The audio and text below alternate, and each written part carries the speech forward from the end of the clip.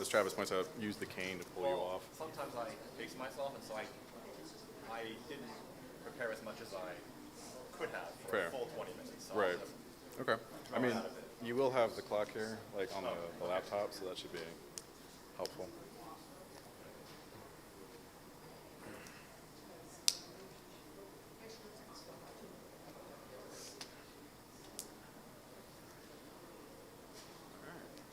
Well.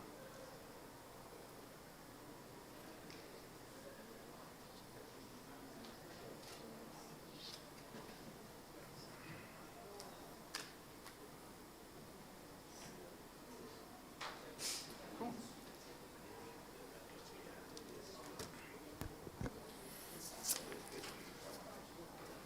Well, I guess it's time again, ain't it? Welcome, everybody, both here and I'm assuming online. Welcome to another one of our critical dialogues. Today it's going to be a little bit different. We have only two guests with us, as you can see, and so we'll have more of a formalized debate format. For those of you who don't know me, my name is Derek Ayala. I am a faculty member here in the Philosophy and Religious Studies Department, and as always, I will get to be your Master of Ceremonies for this afternoon. As we begin, I'd like to give thanks to so many people that make this all possible. First and foremost, our new president, Dr. Tiffany Hernandez, and to our VPAA, Dr. Lori Konopka. Each of them are fully committed to free speech at GCC and hosting events like these in order for students to have a robust and interesting education and to deal with topics that they might not be comfortable with and get to hear opposing viewpoints. I'd also like to thank our Associated Student Government, both Connie Greenwell and Lena Farisi, for all of their help in making this possible. A special thanks goes out to John Heckenleibel and the marketing team, to our media department, and to facilities, providing everything that we have here, especially now for PowerPoint, which will be kind of new and unique. I'd also like to thank the Philosophy and Religious Studies Department and the Philosophy Club. Always a little bit of self-congratulations on that. These discussions are important. This is what college is all about. This is what university is all about, having important, engaging conversations about controversial topics, things we feel very strongly about. Animal rights, I hope, is another one of those things that we feel strongly about. Both of our panelists have written quite extensively on it, and it should be a good conversation. Speaking of, Dr. Travis Timmerman joins us from Seton Hall University, where he's an associate professor of philosophy and chair of the philosophy department. His primary research interests are in normative ethics, applied ethics, and the philosophy of death. Today, Dr. Timmerman will be discussing why non-human animals matter in and of themselves and how this bears on our own lives. Right next to me, Professor Tim Hsiao, former professor of philosophy at the University of Arkansas Grantham. He has published extensively on applied ethics, most notably the ethics of eating meat and the ethics of gun ownership. He currently works for a federal law enforcement agency. Both of our speakers today have written quite extensively on animal rights, animal welfare, animal moral status, so I think it should be quite engaging.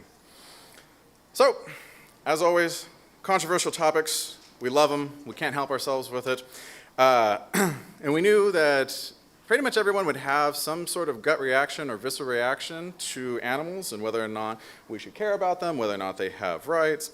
I know that many of you would say automatically, well, of course, why wouldn't they have rights? Like, yeah, I love my pets. But I submit to you it's not always so easy to be consistent in our values, in our morals, in our ethics. So the question of whether or not animals have rights or moral status, which I think is what we'll be leaning more towards, has a long history, both philosophically and culturally. Obviously, for the majority of human history, animals have been a wonderful source of food. Later on, they became living tools for things like agriculture and transportation. Think of ox and horses and such. One of the primary reasons that we might argue that animals deserve some sort of rights is because they are sentient beings, meaning specifically that they feel pain. And much of the morality in our culture is based on the premise that this is, generally good to minimize pain in others when we can, especially unnecessary pain or excess suffering. However, it often seems that we can't even agree what it means for humans to have rights, let alone other species. And along that same line, do only some animals have rights? I mean, probably the cute ones, right? If it's got a cute little fuzzy face, then it has rights. If not, we don't really care. Reptiles, fish, sometimes birds, nah. And let alone insects. What's the first thing you guys do when a fly comes in your house? Smack. Right, you don't even think twice. Just kill it. With that being said, trying to be consistent is hard. So as long as it's, an ugly animal, we'll be okay. Now, here I must interject on behalf of an old biology professor of mine and a local plant biologist, Dr. Ken Sweat. He was actually on a panel a little while ago. When I invited him to attend today, he immediately asked, well, who will argue on behalf of the plants? He did not appreciate when I said the Lorax. He said, so we get a fictional character. Great, awesome. But this raises another concern about which organisms that we care about for our moral community. So if animals have rights, what does that entail? How are we supposed to treat them? What are we obliged to provide for them morally or refrain from doing to them? If animals have rights, arguably we wouldn't be able to do whatever we want with them, I don't think. And they'd be entitled to a certain level of respect and treatment. If they do not have rights, then we might be allowed to treat them as we see fit. Unfortunately, rights are tricky to define and then allocate, so philosophers will often argue for something like animal welfare, meaning that animals may not have rights in the same way that human beings have rights, but they probably deserve a certain amount of moral status and then some level of care from that. And this will then be the core of our debate today. So just a quick message about format. Each speaker is going to present for 20 minutes to state their case, the best arguments. They will have 10 minutes to rebut each other, and then they will have 10 minutes for concluding remarks, and then we'll open up questions and answers for the audience. Before we begin, though, I would like to welcome our president, Dr. Tiffany Hernandez, who has so graciously offered, peer pressured by me, to come say a few words to introduce our event. So thank you. Appreciate it.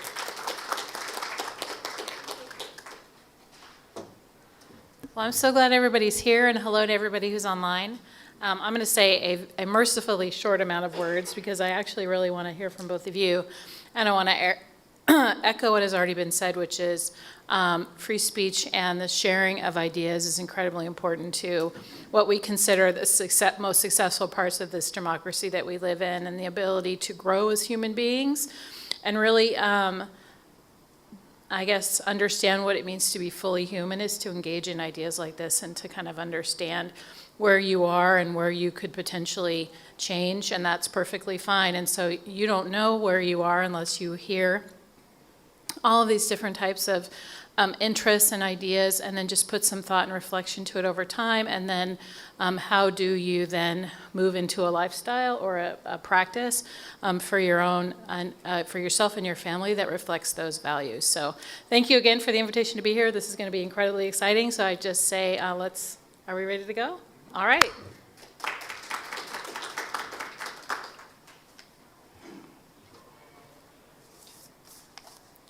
Is it all right if I close the laptop so that I don't mess anything up? All right, well, good afternoon, everyone. Good afternoon, everyone. It's a pleasure to be here. I'd like to thank the faculty of Glendale Community College for the invitation to speak, and Dr. Timmerman for being my interlocutor in today's critical dialogue. As a quick disclaimer, I may be taking frequent swigs of water. I am dealing with some allergies, and so if my voice cracks, I promise you I am not going through puberty right now. The focus of this event is on whether animals have rights, or moral status more generally. It's this question on which I shall primarily focus. I'll start by saying a bit about the nature of moral status and what it means to have rights. I'll then explain why animals lack what's required to have rights and moral standing. And finally, I'd turn to some common objections to my view. I do want to acknowledge the fact that the theme of this critical dialogue touches on many important issues about the nature of moral status and the treatment of animals. I won't be able to directly address all of these issues today, as it would take me too far off the path of today's discussion. So let's talk about rights. Whether it's abortion, gun ownership, or drug legalization, we use the language of rights all the time to claim territory on our favorite moral or political issues. But what are rights, and what are the requirements for having them? Before we can resolve these questions, we must first establish a framework for understanding why rights exist in the first place. I take as my starting point that morality is fundamentally about the pursuit of what's good and the avoidance of what is evil. Whatever else we may say about its various nuances, this seems to be the core of what morality is. The whole point of morality, or of moral discourse, moral theorizing, and moral living is that we may be moral. That is, to determine the truth about the good life so that it may be pursued through activity or action. Of course, we may strongly disagree about what good and evil are, but that they are to be pursued and avoided, respectively, is something on which I think we can all agree. Morality, then, is fundamentally about a certain kind of action, namely action in pursuit of what is good and action in avoidance of what is evil. Action of this kind, however, requires knowledge. Knowledge of what is good and knowledge of what is evil. For one cannot pursue good and avoid evil if one does not know what good and evil are. Thus, the two fundamental objects of morality are knowledge and action. Now, since morality is about action in pursuit of the good, it follows that membership in the moral community requires that a being be A, capable of knowing good and evil, and B, acting for the sake of that knowledge. Whether the moral life consists of fulfilling duties, maximizing utility, or developing certain character dispositions, morality as such is something that only can be articulated, understood, and practiced by rational beings. Note that I am defining rational being in a narrow sense. I am referring to a being that has the basic ability to A, know what is good and evil, and B, act for the sake of that knowledge. Accordingly, a being has moral status only if it possesses a rational nature. Now, if something has moral status, then there is a strong presumption against harming or killing it. In other words, beings with moral status are owed respect and justice on our part. This is best understood in terms of rights. A being with moral status has the moral right to be given fair and equal treatment and the moral right to be allowed to act in ways that promote its well-being.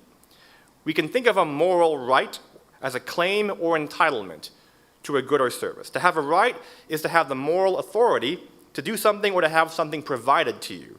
Rights impose corresponding obligations on others to respect them, be it through non-interference or by providing their bearers with something. For example, if I have the right to demand payment from you, then you have the obligation to pay me. If I have the right to bodily integrity, you have the moral obligation not to interfere with my well-being. The function of a right is thus to protect certain goods that its bearer needs to thrive. In the words of one philosopher, rights are moral shields. Now, it's obvious that we have rights, but why do we have rights? Recall that the fundamental principle of morality is that good should be done and evil should be avoided. This task cannot be accomplished unless we are afforded some degree of protection as we go about pursuing the moral life. This is where rights enter into the equation. Rights exist to guard the things that we need in order to go about fulfilling our duties. They give us the moral space necessary to do what morality demands of us. Thus, I have the rights to life and bodily integrity because they are prerequisites to any meaningful pursuit of the good. I have the right to freedom of expression because I have the obligation to develop my talents. In other words, rights protect things that are morally valuable, and something is morally valuable if it contributes towards the fulfillment of the duty to pursue what is good and avoid what is evil. Accordingly, only rational beings can have rights, for only rational beings are capable of knowing what is good and acting for that reason. So do animals have rights? No. Animals lack rights because they are incapable of having moral duties. And they are incapable of having moral duties because they lack the kind of rationality necessary to act for moral reasons. None of this is to say that animals are completely unintelligent or devoid of creative behavior. On the contrary, many animals are capable of amazing behavior. Rather, the point is that whatever kind of intelligence animals do have, it is not the kind of intelligence relevant to being a moral subject. Knowledge of what is good requires that one be capable of understanding what is fulfilling of oneself and others, and hence a moral subject must have a mind capable of grasping the nature or essence of things. It also requires that a moral subject be able to understand the concepts of truth or falsity. Excuse me. Truth or falsity, as these concepts are integral to the pursuit of good and rejection of evil. Yet despite all the complex behaviors demonstrated by many varieties of animals, none comes close to demonstrating these abilities. We can know what something is by observing its actions. That is, we know what kind of a being something is by seeing how its powers, its capacities, and dispositions are manifested. I know what a plant is by observing its physical structure and growth patterns. I know what a dog is by observing its behavior. If some animals really are capable of rational agency, then they would have an intellect like ours. If that were the case, then we should expect them to manifest some of the characteristics indicative of it. But any evidence of this sort is completely absent in animals. This can be seen simply by noting the huge gaps in achievement between humans and animals. Our nature as rational agents has provided us with the basis for the intellectual and technological achievements typical to human civilization. If animals possessed the same kind of intelligence, then we should expect to see similar achievements in the animal world. We should expect their intellectual, moral, social, cultural, and political development to parallel our own. Yet this obviously is not the case. All this is evidence that animals lack a rational nature. Indeed, if animals were rational in the sense required to be a moral subject, then they would be under moral duties to each other. The cheetah would have a moral duty not to hunt the gazelle. Owls would be under a moral duty not to hunt mice. Not only that, we would be under moral obligations to prevent animals, who cannot help themselves, from killing each other. All of this is absurd. We do not hold animals morally responsible or put them on trial for their apparent misdeeds. Animals may kill and maim each other, but there is no moral significance to these actions. Now, you'll notice thus far that I've been talking primarily about rights and why animals lack them. But some might point out that even if animals don't have rights, that they may still be worthy of moral consideration for some other reason. I suspect that is the position that Dr. Timmerman will be defending today when he says that we should care about all sentient creatures. According to one popular line of reasoning, animals still deserve serious moral consideration because they are capable of feeling pain or suffering. One might reasonably deny that animals have rights or should be accorded equal consideration, but it is much harder to deny that animals have at least some moral status on account of their ability to feel pain. But I don't think this approach works. The capacity to feel pain is the capacity to have a certain kind of experience. But what matters for moral status is not the ability to have experiences, it's the capacity to know what is good and pursue it.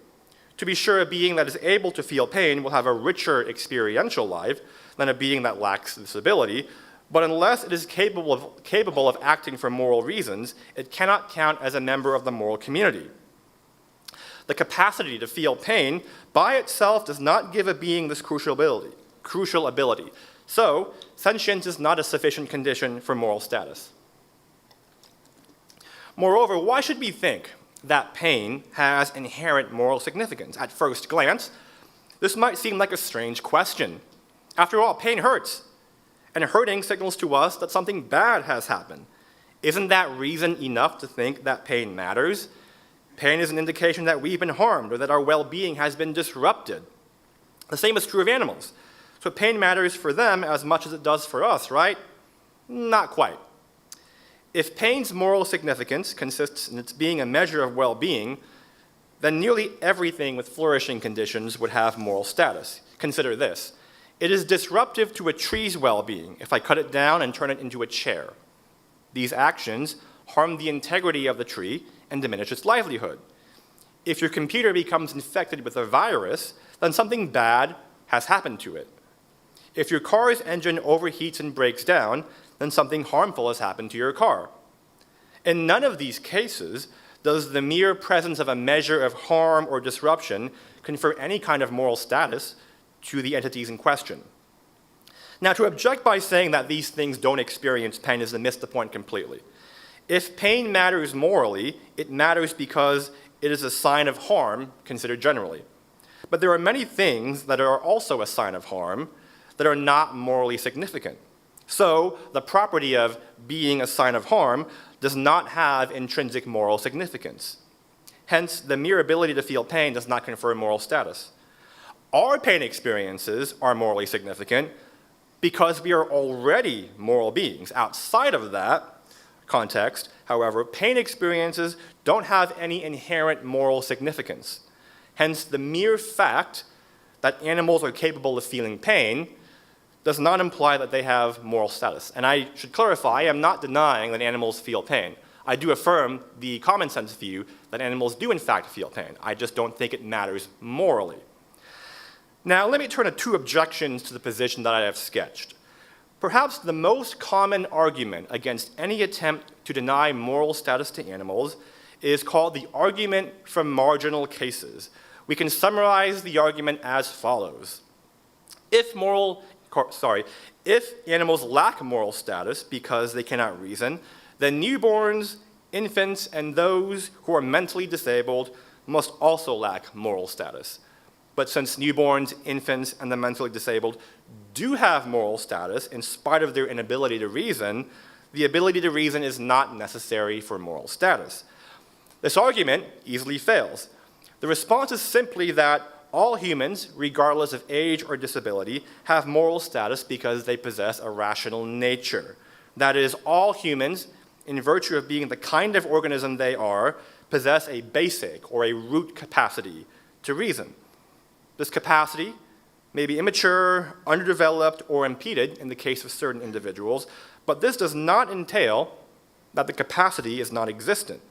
What is lacking in so-called marginal cases is not the capacity to reason, but its manifestation. Perhaps an example might help illustrate this point.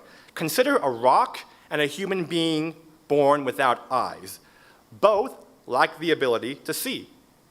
Yet, the human being's lack of sight is deficient in a way that the rock's lack of sight is not. This is because human beings, unlike rocks, ought to see. They should see.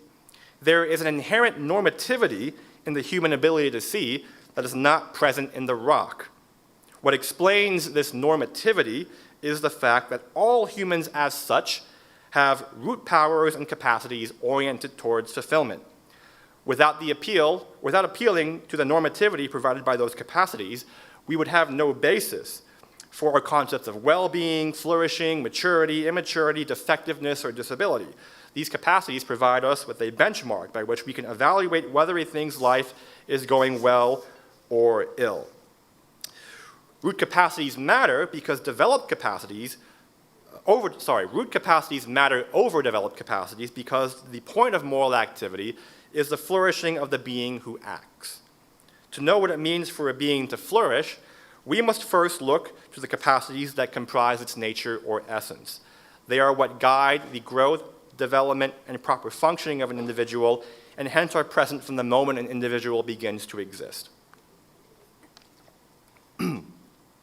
Human embryos, for instance, develop in the way they do because their growth is inherently directed from within their nature. An embryo's root capacities function as a blueprint that dictates how the process of biological development should proceed. The root capacity to reason is no different. The reason why normal adult humans have the mature capacity to reason is because we all have a basic or root capacity to reason that directs our development towards maturation. Since this root capacity is what guides our development, it is present from us at the very moment of our existence.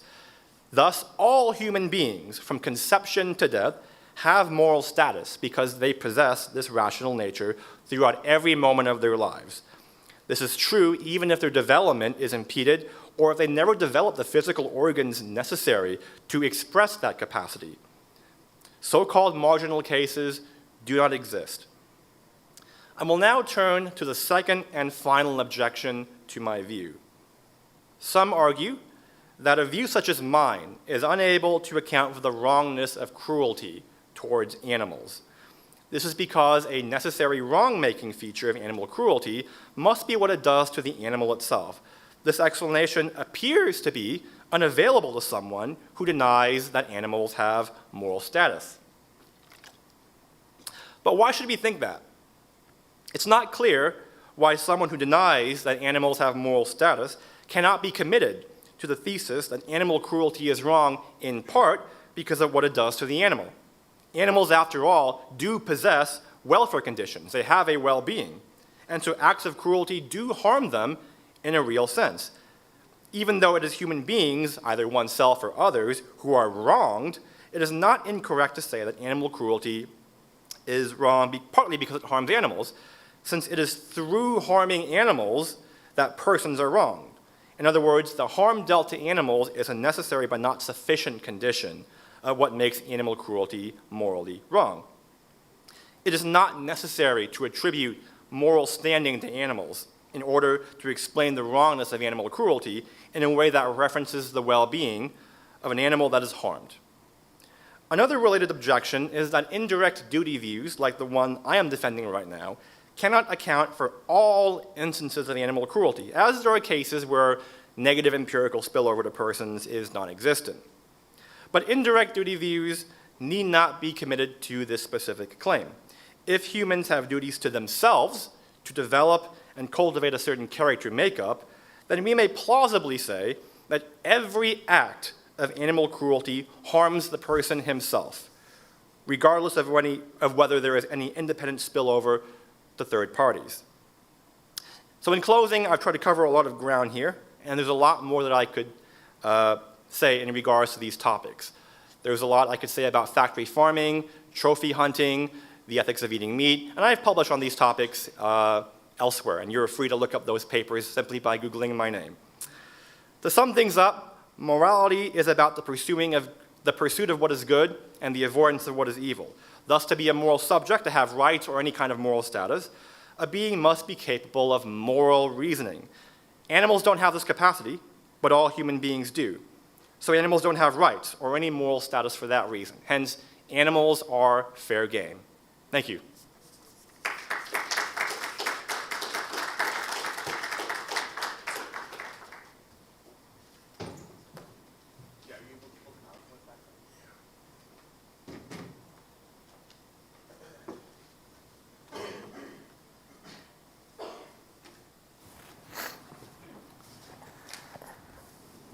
All right. While Derek pulls that up, I just wanted to take the time to thank everybody for coming out in person and I assume, millions of people that are watching the live stream. Thank you for tuning in for that too. Thanks to Professor Sho, who's cutting in and out, for talking with me about this today. I appreciate the formality, but you should feel free to call me Travis.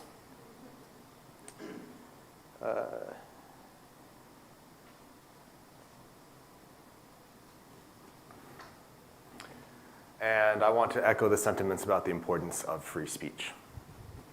Okay. Will this work? So what I want to argue is that all animals that are conscious and capable of feeling pleasure and pain have moral status, and anything that lacks that ability lacks moral status. Okay. Furthermore, this is going to imply that the range of actions that are morally permissible that are available to us are going to be determined, at least in part, by the way that it affects creatures that have moral status. This is not to say, on my view, that harming animals is always impermissible. I think that would be an absurd view.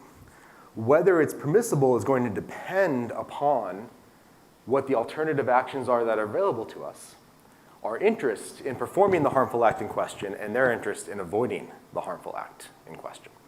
So my view is that it's sometimes morally wrong to harm animals and sometimes morally permissible to do so. Okay. I don't talk too much about rights because that concept is fuzzy and it can be defined in different ways. But I'm happy during the Q&A to get into the weeds about what exactly I think about rights and the senses in which non-human animals may have rights and the senses in which they may not. Okay, so that's all kind of abstract, but consider a case of two cases of harming animals. So one, imagine taking a grizzly bear and putting them in a tiny asphalt cage on the side of the road for people to come and look at. Okay. And then compare that with having to kill and eat a carp in order to survive. I think we can answer these questions plausibly without having to make an appeal to whether animals have rights in certain senses, right? So here is Bogey, who is one of many bears that are on these roadside zoos, so to speak. They take wild animals and then they put them in very tiny concrete cages. In Central Park, there used to be a polar bear who was in a cage that was roughly the size of a swimming pool that I used to have in my backyard when I lived in Arizona.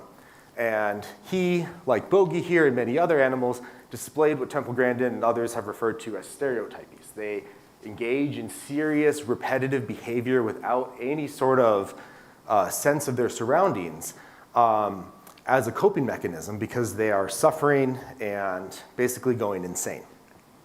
If you release them from those conditions and put them in the wild, if they can be reintroduced to the wild, or in many cases just a natural habitat that allows for more roaming, their welfare levels are going to go up. They're going to suffer less, they're going to be happier. Okay. So what is that animal's interest in not being in that cage? It's the difference in the amount of hedonic welfare that they'll have in the cage relative to being in the nature preserve. What are the people who visit those roadside views? What's their interest in Bogey sitting in this cage here? Well, it's however much pleasure they get from viewing him in there relative to the alternative acts that are available to them, relative to what they could be doing instead, and how pleasurable those things would be. I think animals are neat. It's fine to go look at them, get enjoyment from that myself, but there's also many other things that we could do in that case that would provide enjoyment too. So there I think that their interest in seeing animals like Bogey is very minimal, and Bogey's interest in not being in that cage is very high. So in that case, I think it would be impermissible to keep him locked up.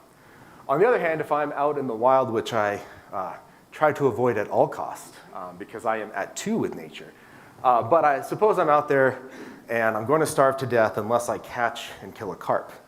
Well, now my interest in catching and killing that carp is going to be much greater, right? Because it's going to depend on all of the good life that I would get if I survived this.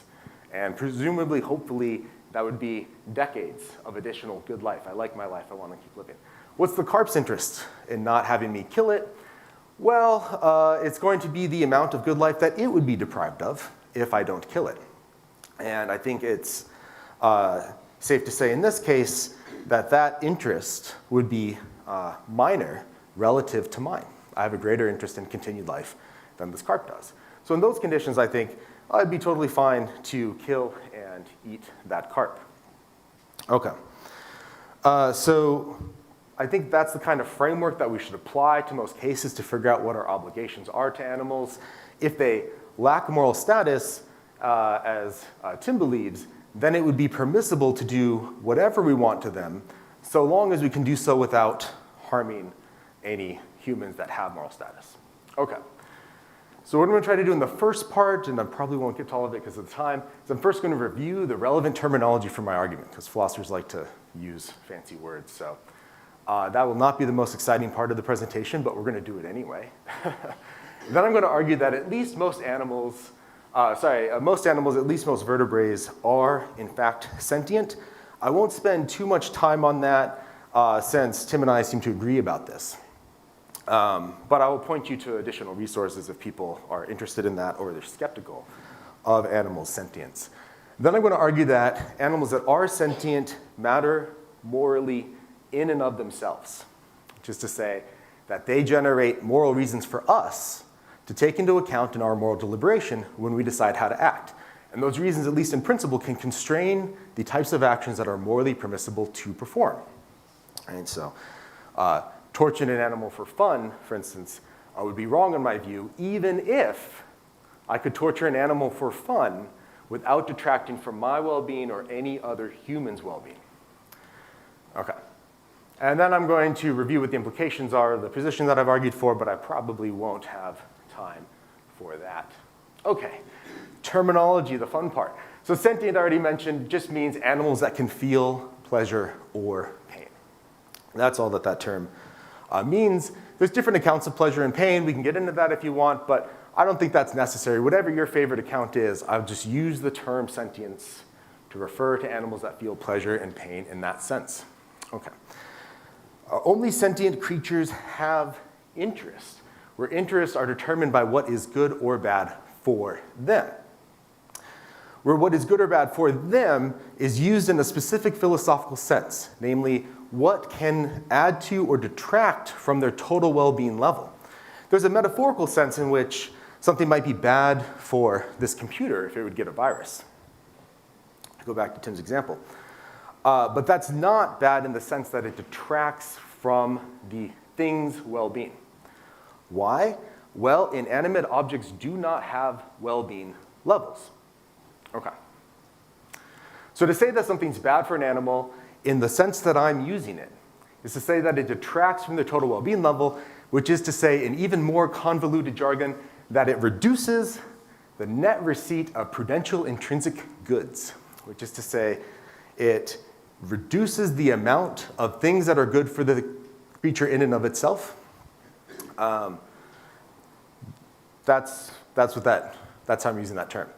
Okay, so it's going to make their life overall worse. Conversely, to say that something's overall good for an animal is to say it enhances their total well-being. That is to say it increases their net receipt of intrinsic prudential good. Takes the things that are good for them in and of themselves, which Tim is going to grant. There are things that are good for non-human animals that are sentient. To say that something is good for that animal is just to say that it increases the net receipt of that amount of good. Okay, so to not say it in a jargony way, it's going to make their life overall better. Okay, moral status. Animals with moral status are those that provide a source of agent-neutral reasons, which is to say reasons that potentially apply to anybody. That is Jeff McMahon's way of characterizing moral status. This involves some jargon too, but the idea is if an animal, human or not, has moral status, that can give us, third parties that are unrelated to it, reasons to take its interest into account. Okay. And this excludes special duties. So like you might have special obligations to your family or something like that, but if you're unrelated to a puppy dog, you could still, if it has moral status, have agent-neutral reasons to consider it. Now in his work, Tim Show cites the Beauchamp and Childress account of moral status, which says that a being X has moral status if moral agents have moral obligations to X, and X has basic welfare interest, and the moral obligations owed to X are based on X's interest. And that's a totally fine definition too, so I don't object to using that account of moral status. The important thing is we don't want to conflate having moral status with being a moral agent. So moral agents are those who are capable of understanding and acting on the basis of moral reasons. Everyone in this room, I take it, is a moral agent. You're all very intelligent beings that can think about abstract, complex moral issues and a bunch of other non-moral issues too. You can think about what reasons apply to you in virtue of this and then act on the basis of those reasons. Non-human animals are not moral agents because they lack the requisite cognitive capacity to engage in that kind of moral reflection, which is why, as Tim says, and I agree with, it's not wrong for a lion to hunt a gazelle because a lion is not a moral agent. it lacks the requisite cognitive capacity to reflect on its reasons to hunt and kill gazelles. Though even if it could reflect on this and have reasons, it might be permissible since they presumably need that to survive. Okay, so you can have moral status without being a moral agent. This should be fairly uncontroversial. I have a 16-month-old daughter. She has moral status, but she's definitely not a moral agent. She cannot think about her moral reasons and act on the basis of them. In fact, she can think about very little except, reading books and going to daycare and singing songs and stuff like that. Okay, so now I want to argue that most types of animals are sentient. Some are surely not sentient. I think it's very clear that bivalves, like oysters, they're not sentient. So I don't think that they have moral status in and of themselves. Others clearly are sentient. I think cows is one of many examples where they can feel pleasure and pain. And some it's not so clear. I mean, there's actually some disagreement in the literature about whether insects can feel pain. Maybe none of them do, maybe some of them do, maybe all of them do. There's conflicting empirical evidence about that. But that's not too important for the purposes of my argument, because mine is just conditioned on whether they are sentient. So if it turns out that, for instance, insects are not sentient, seems very plausible, then I think, okay, they don't matter at all. If it turns out, not morally anyway, if it turns out that bivalves are sentient and you could cause them a great deal of pain if you act in certain ways, well, then it would turn out that they matter. I think they don't matter because they are sentient, but we should just follow the science wherever it leads, and then my view is just going to apply only to those animals that can feel pleasure and pain. Okay, so why I think this? Well, one quick reason is that there seems to be a general consensus in the animal cognitive science literature about the empirical facts. Even going to animal cognitive science conferences, the sole holdouts seem to disagree about philosophical conceptions of what pain amounts to. So there was one guy at a conference at NYU who seemed to think animals can't feel pain because they can't conceptualize what pain is and the reasons to act to avoid pain. But that implies, and he would presumably agree, that that means my infant daughter cannot feel pain. But I assure you that she can, in fact, feel pain, even though she lacks the cognitive capacity to think about this sorts of stuff. And she is in pain when she gets a fever, or she has hunger pangs, or when she falls and bumps her head, and so on. So there's not really any disagreement about the empirical literature here, although in some cases there's conflicting empirical literature. They do experiments on animals to see whether they can feel pain. So to see whether fish can feel pain, they've done things like hold one down and put some saline on it and then let it swim around its tank, and then the other put some acidic liquid on its face. That's going to cause damage to it, and then presumably pain, and then see if that fish acts differently. And it does. It tries to rub that part of its face more than the one that just gets the saline. So there's a bunch of experiments like that that suggest very strongly that animals feel pain, or many of them do. The shared evolutionary history would provide a good explanation of that. Those with, Temple Grandin points this out, central nervous systems like ours respond very similar to drugs. If you give them drugs that are supposed to induce pain relief, they stop displaying pain behavior, which I think is compelling evidence that those animals feel pain. Like I said, I won't spend too much time on this because Tim agrees with me. He just denies that that pain matters in and of itself. And that's our philosophical disagreement. It's not, as I understand it, a scientific disagreement. But if you want to learn more about this, I'm going to plug a book that I'm a co-author of. Weighing Animal Welfare is coming out with Oxford University Press later this year. We worked with Bob Fisher, a couple of philosophers, and 7 scientists, and what we do is first develop a philosophical methodology to figure out how good or bad non-human animals' lives can be. Okay. And then the scientists comb through the cognitive science literature that exists, which is admittedly imperfect, to try to answer the question about those animals' welfare ranges. So assuming that they can feel pain, which we control for, then we look at all of the capacities that indicate that they could have valence states of various intensity.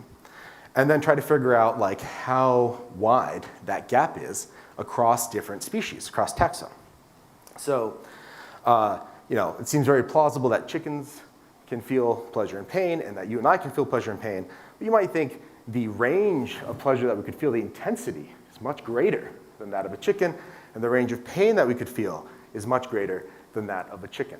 Seems very intuitively plausible, but it is ultimately an empirical question. So we provide a framework for answering that question empirically, and then this is a graph from the book that sort of shows the preliminary results for a few animals: pigs, chickens, carps, octopus, shrimp, and black soldier flies. Okay, so now why do we think that, or why do I think, just checking the time here. Okay,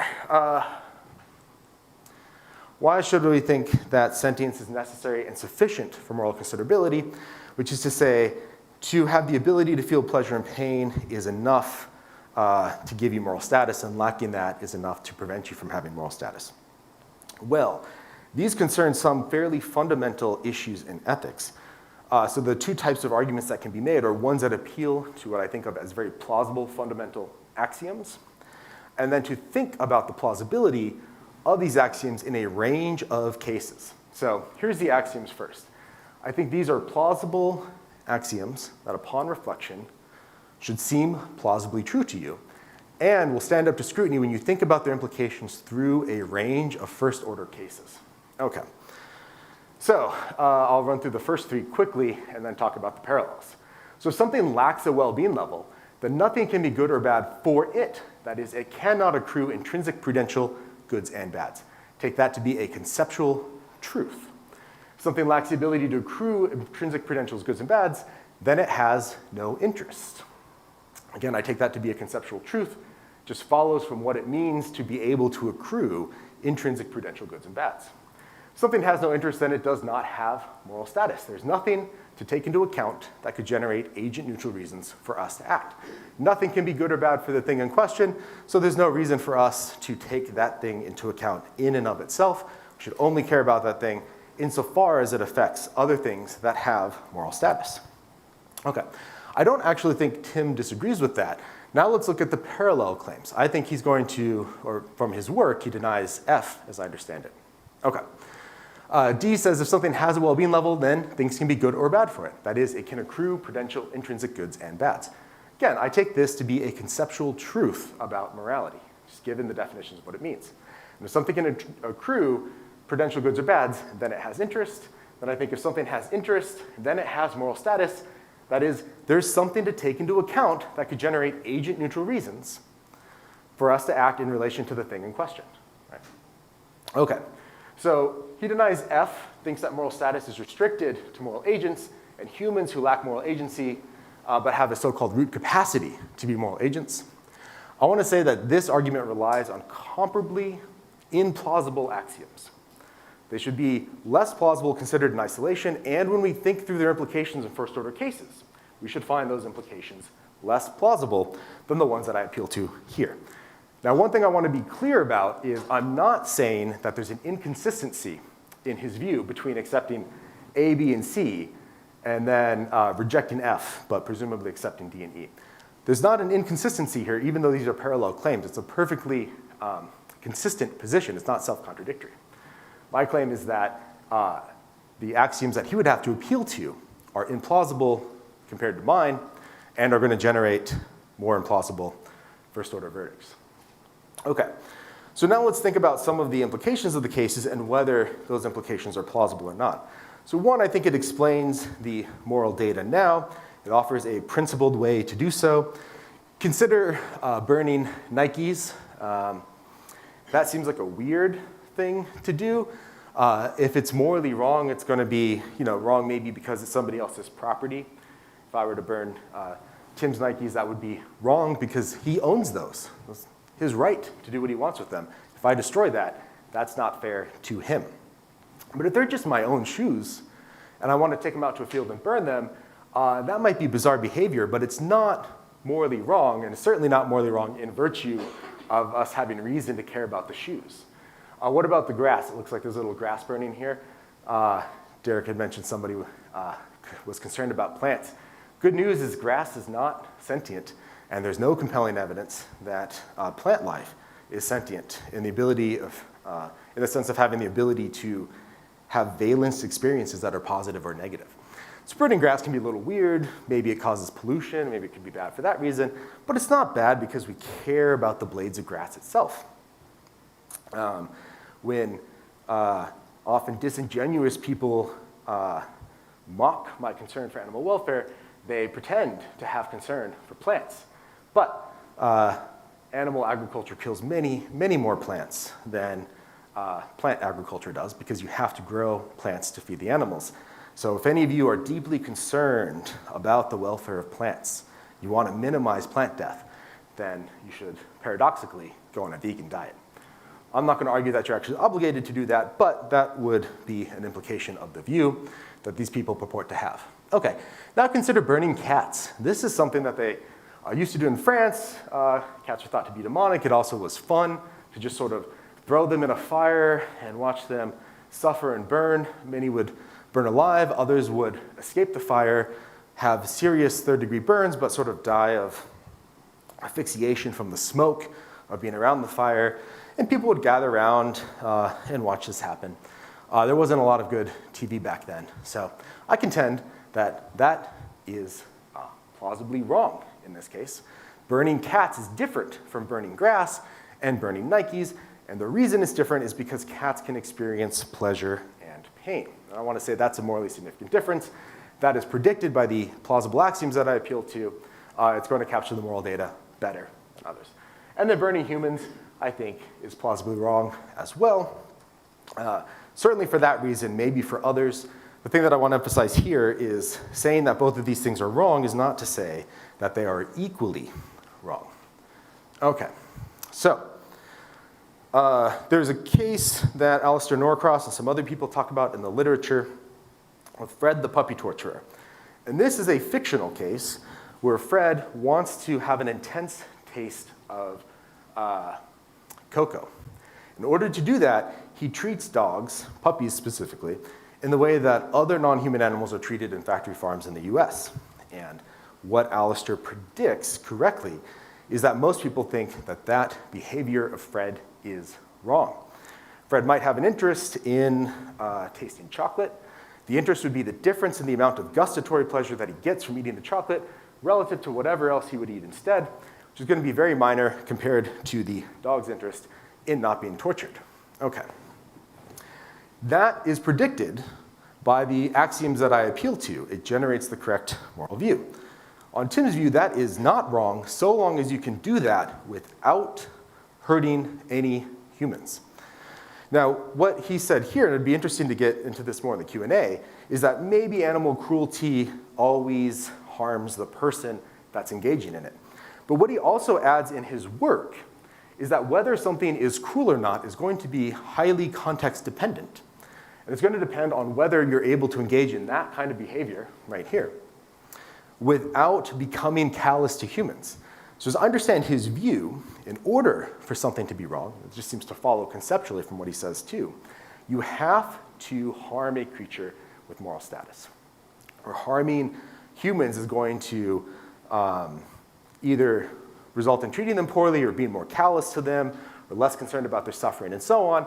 But if you could engage in this type of behavior without being more callous to humans, he comes in his work that that is not harmful to humans. Right. Okay. So if it's not harmful to humans and it's only harmful to non-human animals like these dogs, then his view is going to entail that that's permissible. The axioms that I appeal to can generate the verdict that that is impermissible. So the Fred case is fictional, but this is from the Lychee and Dog Meat Festival in China. Happens every year. They kill tens of thousands of dogs. They treat them in the way that we treat non-human animals in factory farms in the US. You can see they put them in tiny cages. They transport them on long trips in trucks that are very hot. They do not feed them or give them water because that's going to increase the cost of rearing them for food. And then they toss them off the trucks in ways that often result in broken bones that are left untreated for hours until they slaughter them, often in very painful ways. Okay. So in his work, Tim suggests that this would be wrong in the US because we care about dogs as companion animals. And supposedly fewer people in China do. That's changing now. This festival is not super popular there, even though it continues to happen. But his view is, if you can do this without hurting humans, it's totally fine, even if you could cautiously avoid doing it. That is, even if you could not hurt them at no cost to yourself. The moral axioms I appeal to suggest that we at least have to take their interest into consideration. If we could cautiously avoid causing them that suffering, it would be wrong not to do that. Okay. Now, I don't want to single out this dog eating festival in China. This is actually a much larger problem, so I want to just emphasize the scale that's at stake here. Those dogs are treated in the same way that animals in factory or industrial farms are in the US and around the world. Okay, I'm at 25 minutes. I'll go through this and then I'll stop. I won't review the rest of the slides. In the US alone, each year we do this to 34 million cows, 128.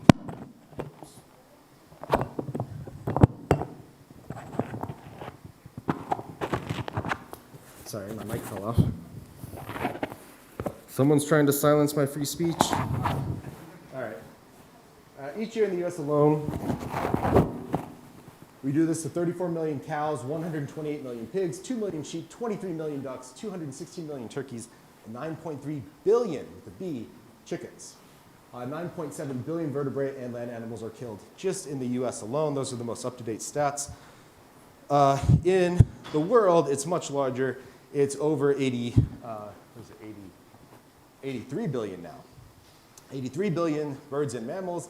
That doesn't even include sea creatures in the way that they're treated on, say, fish farms or octopus, which is becoming increasingly popular. For reference, there's 8.1 billion humans on Earth right now. So we create and kill roughly 10 times the amount of birds and mammals in the world and subject them to this kind of torture every year than there are humans in Earth. So that's just to emphasize the scale. Those animals are treated in the same way that dogs are treated in the meat festival. My view is that, for the reasons that I've given, we should take their interests into account and weigh them against ours and not causing them. Okay, I'll stop there. Thank you.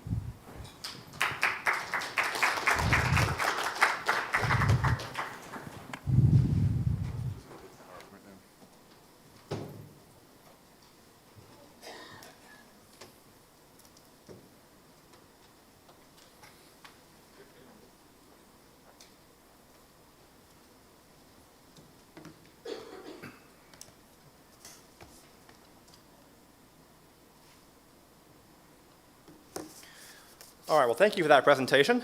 I'm going to respond to that now, and I'll save some of my remarks for the conclusion, as I believe that Dr. Timmerman, or Travis, is still unpacking his main argument. So I take the key premise behind Travis's position to be the following. If something is capable of pain or suffering, then it has serious moral status. Put another way, the ability to feel pain or suffer is a status-conferring property. Pain and suffering are by their very nature, morally significant, and so any being with the ability to feel these things must also be morally significant. Philosopher Mylon Engel calls this position the mere considerability premise. I want to provide 3 reasons to reject this view.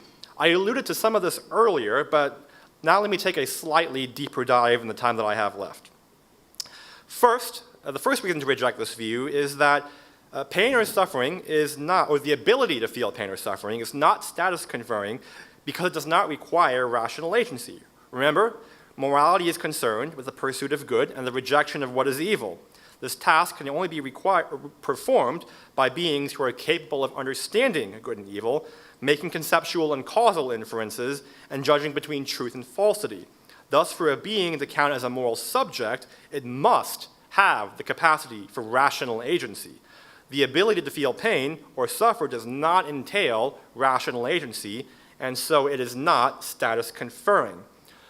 Our experiences of pain and suffering are morally significant, not because they are experiences of pain or suffering, but because we are moral agents capable of rational agency.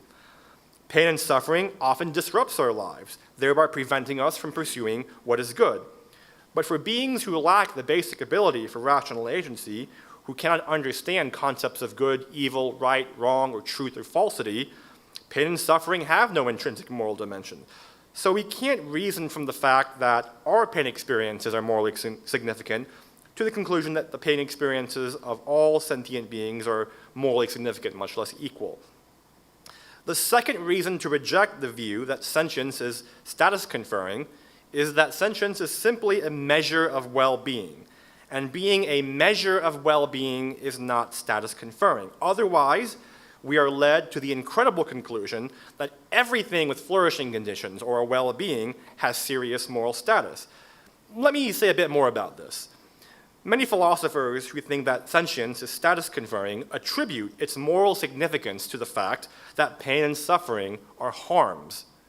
To inflict suffering upon someone is not just to harm them, but also to wrong them by violating an aspect of their well-being.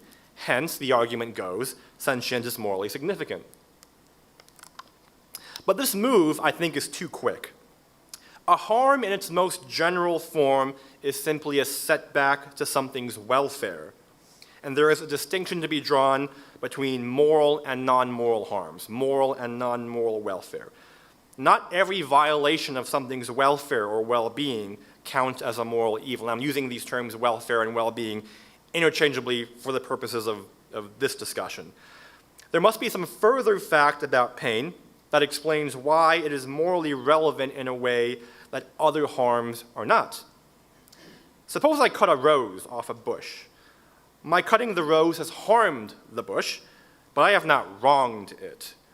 If I introduce malware into a computer, I harm the computer by compromising its ability to function properly. But I have not wronged it by my act of introducing malware. A lack of motor oil is bad for an engine, but not morally bad.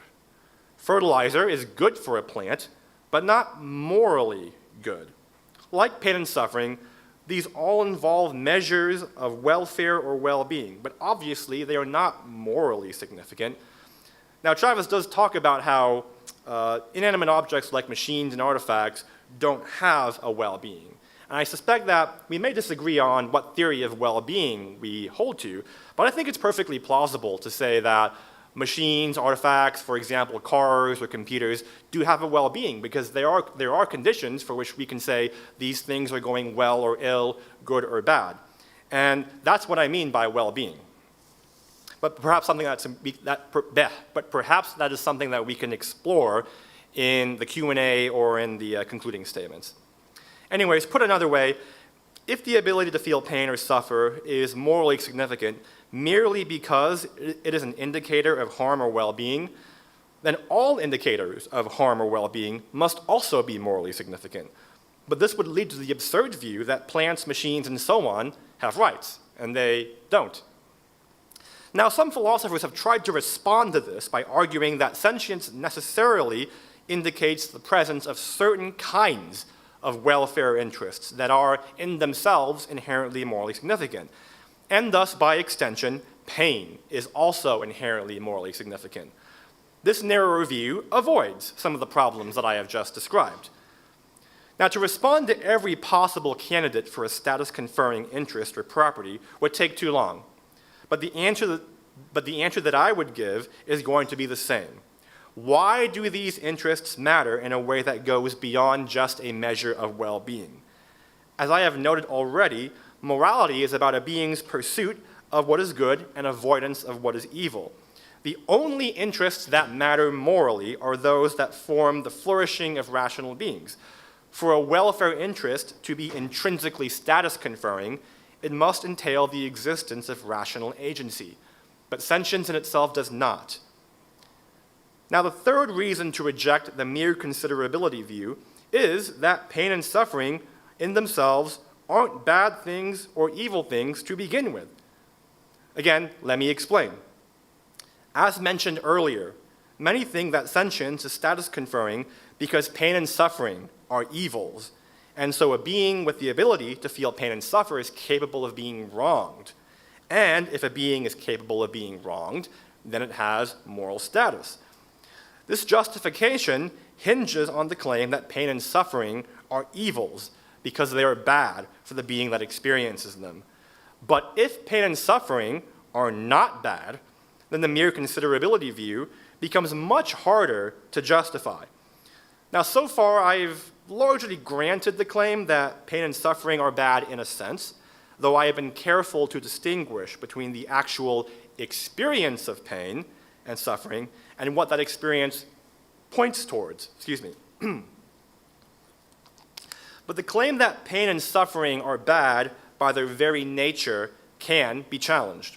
In fact, pain and suffering are not bad in an unqualified sense. In fact, they are often good, as they indicate to us that something has gone astray and allows us to take action. As the neuroscientist Serge Marchand explains, quote, "Pain is essential to survival. It plays an extremely important alarm role. In fact, it is our principal means of knowing that one of our organs is sick. For example, if we have appendicitis, the visceral pain becomes unbearable, which leads us to go to the doctor and get the necessary care. Without pain, we would have to wait for external signs as a bump on the abdomen or even digestive or elimination problems. However, these signs generally come too late when the infection has already spread throughout the body," unquote. Imagine failing to notice a broken bone because you have no pain receptors. The presence of pain and suffering is actually part of a being's proper functioning. They are not bad, nor are they intrinsic harms. They appear as such precisely because they draw our attention to disruptions or harms in our well-being. As philosopher Kyle Keltz points out, quote, "The alien nature of pain or suffering might seem like an evil from the perspective of the subject experiencing the emotions.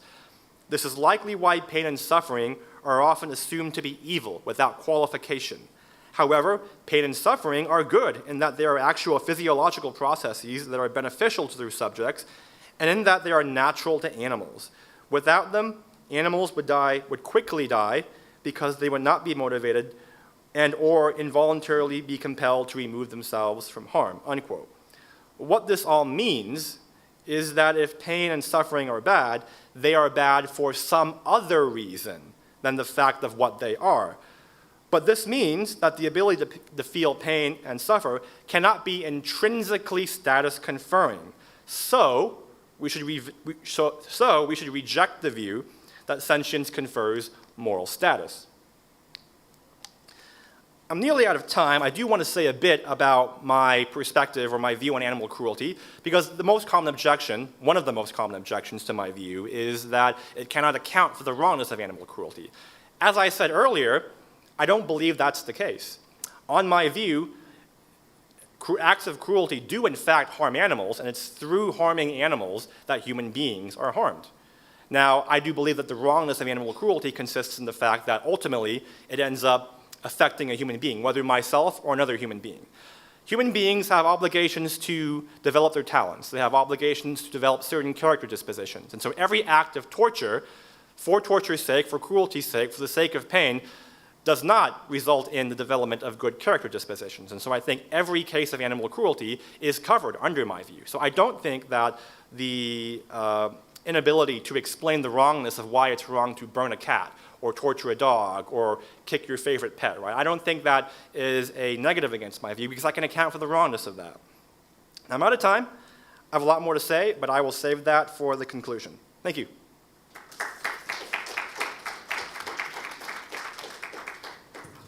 Sorry, hold it up, Kip. Yeah, sorry for closing it. No, don't apologize. While he's pulling that up, I'll just say something about pain. Let me turn this on again. So it's certainly true that it's very valuable for us to be able to experience pain. In fact, there are children who are born without the ability to feel physical pain, and they tend to die very early because they don't notice when there's tissue damage or internal bleeding. They throw themselves off the top of stairs. It's very hard and a nightmare for parents to try to keep those children alive. That does not mean that pain isn't intrinsically bad, or that, and this is the crucial point that I want to make, gratuitous pain can reduce one's total well-being level. So while pain might be bad intrinsically, it can be, all things considered, good precisely when it prevents you from being worse off than you otherwise would be. So to take a mundane example, if I get a shot for vaccine, a little needle prick, I don't like the feeling of that. slightly intrinsically bad for me, but extrinsically and overall good for me because it prevents me from suffering even more. Having the ability to feel pain is extrinsically and overall very good for me because it allows me to live longer than I would if my brain didn't tell me when I was in danger of dying. So that's not inconsistent with the claims that I want to make. What I want to make is the claim that pain that does not result in a higher total well-being level is both intrinsically and extrinsically and overall bad for you, and that can generate more reasons for third parties to prevent people from being in pain. Okay, and then something about animal cruelty, which we can get into more. I'd like to know more about what you think cruelty amounts to, because in your work you suggest that, and these videos don't work, I embedded them in here, but you look at this laptop, suggest that engaging in these types of factory farming practices are not necessarily cruel. So up here, they're castrating pigs, they're throwing them on the ground and letting them bleed out to death or just die from brain hemorrhaging, or just suffer for hours until they slit their throats. Here, they're skinning animals alive. Suggest that it's not cruel to do these things if you can do so without becoming more callous to humans. Maybe you've changed your position since writing that. That's totally fine. People change their positions all the time. So I wouldn't object to that. I just would like to get clear on that. Now, if the position is changed to the idea that harming animals, in the sense of reducing their total well-being level, always and necessarily harms a human, then I'd want to know, well, what is the extent to which we would agree or disagree about our first order obligations, right? So it seems very plausible to me that these types of factory farming conditions, the fur farming conditions, some but not all experiments on animals, is harmful to those animals. If that all necessarily involves harming humans, then I wonder if Tim thinks we should now be vegan, whereas contrary before in his writing, he thought that there was no problem with these practices so long as we didn't treat humans more poorly. Okay, so there's a quote from his paper in defense of eating meat, but he nicely articulated that here, so I won't read that again. I just want to respond to these objections. So does having moral status, being a moral subject, require this kind of rational capacity? No. One thing that came out in the talk that wasn't in his writing, or I mean was in his writing, but I just want to clarify about my position, is I agree that you can't move from the fact that our pain is morally relevant to the fact that all pain is morally relevant. That is an unwarranted inference, but it's not one that I made, and it's not one that I've defended here. Maybe other people have in the literature. That would be a fallacious assumption to make. Rather, I appealed to those moral axioms and the moral data from the verdicts that they generate in the first order cases. It does not rely on that fallacious inference. So I don't think that is an objection to my view. Okay. My view and the argument that I've given is going to entail that having this rational capacity is required for being a moral agent, not a moral subject, and not for having moral status. You can be a moral subject or have moral status without being a moral agent. He writes, since morality is about action in pursuit of the good, it follows that membership in the moral community requires that being capable, be capable of A, knowing what is good and evil, and B, acting for the sake of that knowledge. That's from this paper or book chapter, There's Nothing Wrong with Eating Meat. Accordingly, a being has moral status only if it possesses a rational nature. Okay. That, I think, is a non sequitur because it doesn't follow. It doesn't follow from the fact that morality is about action in pursuit of the good, that membership in the moral community requires this ability. It follows for being a moral agent, on my view. It does not follow for being a moral subject or having moral status. Now, I'm not saying my view deductively follows from this claim, but that it's a perfectly coherent position that's not ruled out by these claims. So we can't move so quickly from this concept about what morality is to what it means to be a moral subject or to have moral status. Okay. So for marginal cases, he says there's no clear sense in which babies, infants, severely cognitively disabled humans, humans with advanced dementia, and so on, he says that they have this kind of root capacity for complex rational thought. And one thing that might be nice to do in the Q&A is get clearer on what this root capacity is. Right? What I would like is fundamental, necessary, and sufficient conditions that are going to ground the truth of these claims. It's not clear to me what determines the essence of humans, what it means for something to be in their nature, what determines proper functioning. There's a lot of these technical concepts that are being invoked, but that aren't defined in the work. So it's hard to assess the viability of those claims without getting really clear on what this means. There's an intuitive sense in which, like, yeah, maybe something goes wrong if somebody is born blind or with an abnormal cognitive capacity. It's not clear that once you really dig down into the concepts of what it would mean for something to go well or to go poorly for humans, or to try to figure out the fundamental necessary and sufficient conditions for that, that we're going to be able to say anything plausible. In other words, this house might be built on sand. If I, as 5'11", sadly just short of 6 feet, if I were born and created in a world where most humans are 20 feet tall, has something gone wrong for me? I don't know. It doesn't seem obvious that something has, maybe in some metaphorical sense. We'd have to really get clear on what determines whether something goes right or wrong. Is it just statistical regularity?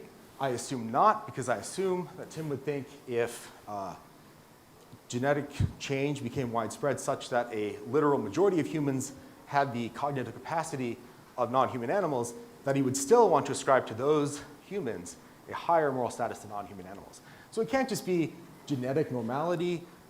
Maybe it means something like, had it not been for this genetic change, but some genetic change is maybe natural and other might be unnatural. Is that what matters? It's totally unclear. So we really would have to dig down into these ideas to assess their plausibility.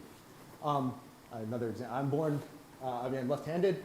Something gone wrong in my development? I don't think so. Maybe if I went to Catholic school 60 years ago, the nuns would think that something was wrong with me. They'd beat me with a ruler. But I don't think anything has done so in a morally relevant sense of the term. So that's to highlight the fact that we'd have to not only get clear on what these concepts mean, but we'd have to get clear on them in a way where they're tracking something that's obviously morally relevant. I don't think that can be done. Okay. Here's something else. I think this is a more important point. I think this is going to generate incorrect verdicts by Tim's own lights, right? If we were to discover that chickens have the severely diminished cognitive capacity as a result of some genetic mishap, that would imply, on his view, that it'd be normal for them to be as intelligent as humans. If it's normal for them to be as intelligent as humans, then it would presumably confer the same moral status on existing chickens as we have. And I think that is not the right view. Chickens are not as intelligent as us. No existing chicken is. And that gives them a lower moral status, irrespective of whether their cognitive capacity is a result of some genetic mishap or not. I assume Tim is not going to like this implication either, so want to know how you could consistently and plausibly avoid that. Okay, so then you might think, take another case. This is one that I gave in a paper in Pacific Philosophical Quarterly. One thing that's not explained is the concept of human that's supposed to be relevant. There's actually a range of concepts in the biological literature. Some are genotypic, have to do with sequencing DNA. Some are phenotypic. It's called the species problem, which is the way, it concerns a practical issue of how to classify different animals in our evolutionary history for taxonomic purposes, right? Those are just imprecise biological categories. If human is something that matters morally, we have to get clear on that concept, which one is being invoked. And any existing ones in literature, I think we're going to be able to generate cases that are going to be absurd, not only by my lights and everyone else's, but also by Tim's own lights. So, suppose the concept of species that's genetic is plausible, where you have to be able to reproduce offspring or viable offspring with other members of that species in order to be accurately classified as a member of that species. So two beings would be human, if and only if they could reproduce, let's say, genetic humans. Okay. Now, here's the problem. Imagine that two humans, in fact, give birth to someone where there's such a genetic mutation that speciation has occurred in a single generation. That doesn't actually happen, but that does not matter for the purposes of the thought experiment. The question is, what does his view imply about these cases?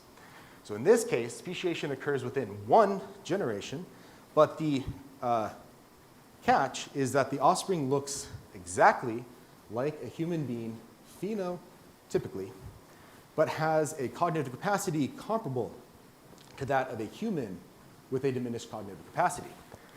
That baby would not be human on this genotypic conception of species, so it would not have a root capacity by his lights to engage in moral deliberation or reflection. What it has is, I will stipulate, totally the norm, statistical norm. There's no developmental problems or anything like that. That's just what these creatures are like. They look exactly like us. They came from humans, but they have a cognitive capacity comparable to that of a pig. Tim's view would imply that anomaly has no moral status. Here's a gratuitous shot of my kid, Rayalta. Suppose that she is anomaly right here. Look at it. She's smiling, she's happy, but she's never going to develop a cognitive capacity higher than what she is at 16 months right now. Now, according to Tim's view, as I understand it, if a genotypic conception of species is the morally relevant conception, we would have to sequence this little child's DNA to know whether her suffering matters in and of itself. And I think that's highly implausible. I can know that that suffering matters in and of itself without sequencing her DNA. Now maybe he says, oh, no, it's not the genotypic conceptions that are morally relevant, it's the phenotypic conceptions. So you can sequence a genotype, but if they look very different, then that would be enough. If for taxonomic purposes they look like sweet little puppy dog here, then they would be different species, regardless of what the genotype looks like. So imagine a mad scientist can change the phenotypic effects of this child's DNA, such that she stops looking like a human and develops into what looks like a puppy, while maintaining the same cognitive capacity. I would think that that would not change moral status. But if a phenotypic conception of species membership is supposed to be the morally relevant one, then you could change the type of moral status that they have by changing their way that they appear. And I think that's obviously absurd. I don't need to know what they look like on the outside to know whether I have to take their interest into account. Just need to know whether they, in fact, have moral interest. Okay, last thing, I know I'm running up against the clock here. He's going to say, maybe we disagree about account of well-being. He seems to be appealing to some kind of perfectionism or natural law theory. I have lots of reasons that I think that is independently an implausible view aside from its implications for animal welfare. So maybe we can talk about that during the Q&A. But what I'd want to say here is that I do have a different conception of well-being, but what matters, I think, is not whether we call this well-being or not. What matters is whether the being in question can accrue intrinsic prudential goods and bads. And trees and computers and non-sentient things that are inanimate objects or not cannot accrue intrinsic goods and bads. So that is what I think is the morally relevant difference between these cases.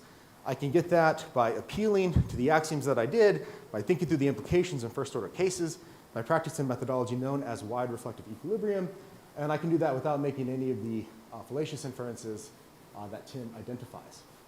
So I want to say there is a sense in which something bad can happen to a tree or computer. A tree can be killed, a computer virus can prevent a computer from working, and we can talk about whether it can function well or not. So I'm not denying that there's a perfectly felicitous uttering of the statement that computer virus is bad for the computer. I don't think that computers have well-being levels. But even if we want to quibble about what requires having a well-being level, the more important and fundamental claim that I want to make is that a computer does not have the ability to accrue intrinsic good and bad. And I think it doesn't have that ability because it is incapable of having valenced states. Okay. And I went too long, so I'll stop there. All right, thank you.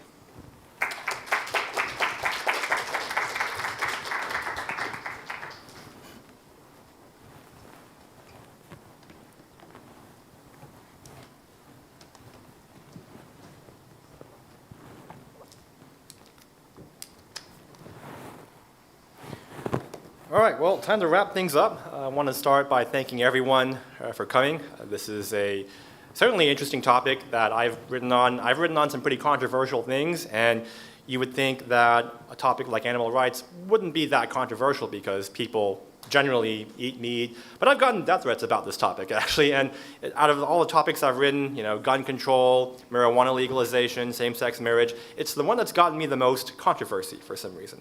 I want to start off with the point of agreement that I want to highlight between myself and Travis. We disagree about whether animals have moral status, but I will say that if you grant the view that animals have even some kind of moral status, I think everything he says follows. One common view that I see in my class, that I see articulated sometimes, is that, well, human beings have a lot of moral status, but animals have just a little bit of moral status. So there's like a hierarchy of moral standing. And my position is that if you grant that animals have some moral status, the game is up. Everything that he says about factory farming follows. And so my position is that you either have moral standing or you don't. If you have it, you have all of it. If you don't have any of it.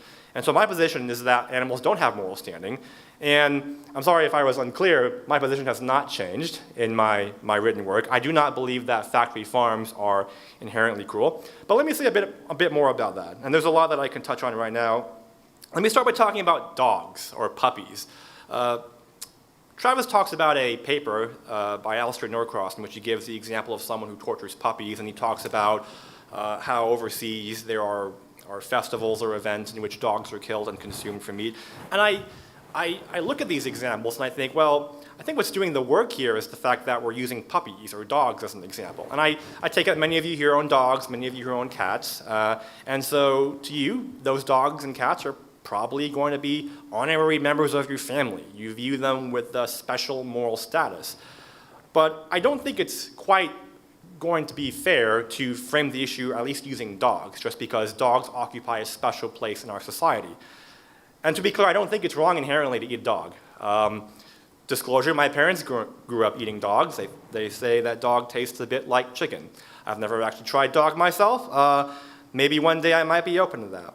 But the idea that using a dog for food strikes many of us as disgusting, sickening, or inhumane. Why? Well, because dogs have a special moral value in Western society. But that moral value is not present in many societies across the world. China, many Asian countries, dogs are just regarded as another animal that we can use for meat. And so I think when we talk about torturing dogs or torturing puppies, we sort of stack the intuitions in favor of, well, this is obviously wrong because it involves dogs. But I think we should step back for a second and think about, well, what exactly is it that makes dogs special when compared to pigs, cows, chickens, so on? I don't think there's anything special that separates them. And so I think there is a sort of imbalance when it comes to intuitions here when we talk about eating dogs or torturing dogs. And let's talk about factory farms for a second. So the point of the comparison is to generalize from what happens when the dogs are tortured, the puppies are tortured, to factory farms in general, where chickens, pigs, cows are treated in ways that might appear to us to be torture, or to be sickening, or inhumane, or revolting. And certainly I can see that, why someone would think that. I mean, many of us don't grow up in a rural environment where agriculture, farming is the norm. That used to be the case, it's not anymore. And so looking at it from the outside, I certainly see the argument as to why, well, it's inhumane to skin these animals. It's inhumane to keep them confined in these pens, for example. But to those in this industry, to those in the animal agricultural industry, those practices are normal. Many of them have good reasons behind them, and they're able to be practiced without any kind of sadistic or cruel or otherwise bad kind of character mindset that is created. Take, for example, I'll draw an analogy to my second career, law enforcement. There are a lot of things in law enforcement that a normal person would look at and say, well, how can you ever do this? How can you be around dead bodies all day? How can you joke about these kinds of things? And the answer is that, well, look, those in this profession are able to do it without any kind of cruelty or any kind of cruel, inhumane, sadistic, or otherwise bad character dispositions forming. And I take this to be similar to animal agriculture. Being a butcher is not for everyone. I know some people pass out at the sight of seeing blood. I myself have seen blood plenty of times, and I deal with it just fine. But I know that outwardly, it appears to be cruel. But again, cruel depends, and I say this in my paper on why factory farms aren't cruel. Cruelty depends on a number of context-dependent things. If you're a lover of animals, perhaps being a butcher is not for you. If you're someone who has not grown up around animals, who is not a farmer, who does not work around those agricultural settings, I can certainly see how these practices would be upsetting. But what's the argument that they're inherently wrong? I don't see an argument that they are inherently wrong. In fact, I know plenty of people in animal agriculture who do these things without any kind of cruel disposition being cultivated in them. Now, my view of cruelty is that something is cruel, animal cruelty is wrong, because in part of what it does to human beings. So it's wrong to light a dog on fire and watch it burn and laugh while it burns, because that cultivates character dispositions in me that might in turn be reflected towards other human beings. And more importantly, it harms myself in that it violates the fact that I have obligations to develop my own talents. And so this view of cruelty that I defend, I think, is able to account for our intuitions about why it's wrong to do certain things to animals, while at the same time we have to recognize that not everything that appears cruel to us is actually going to be cruel.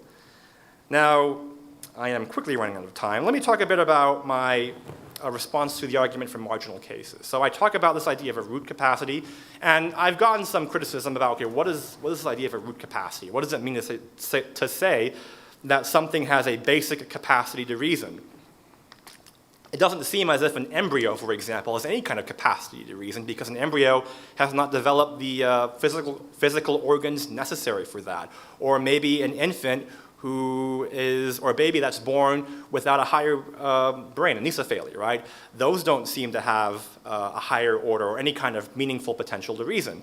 And to clarify things, I don't want to drop jargon, I'm appealing to what's called an Aristotelian Thomistic conception of metaphysics, or conception of personhood, whereby something's capacities, powers, dispositions, and so on are rooted in its essence. So all of us have essences, the essence of what it means to be a human being. And everything that we need to grow, develop, and flourish is found within that essence. And our having that essence explains why it's bad to be blind, why it's bad to lose a leg in an accident, because we should have legs, because we should see. That shouldness is an inherently it's primitive. Well, primitive in the sense that it's present from the moment we begin to exist. The reason why we develop in the way we do is because there are these capacities present from the very moment of our existence that guide and determine our development.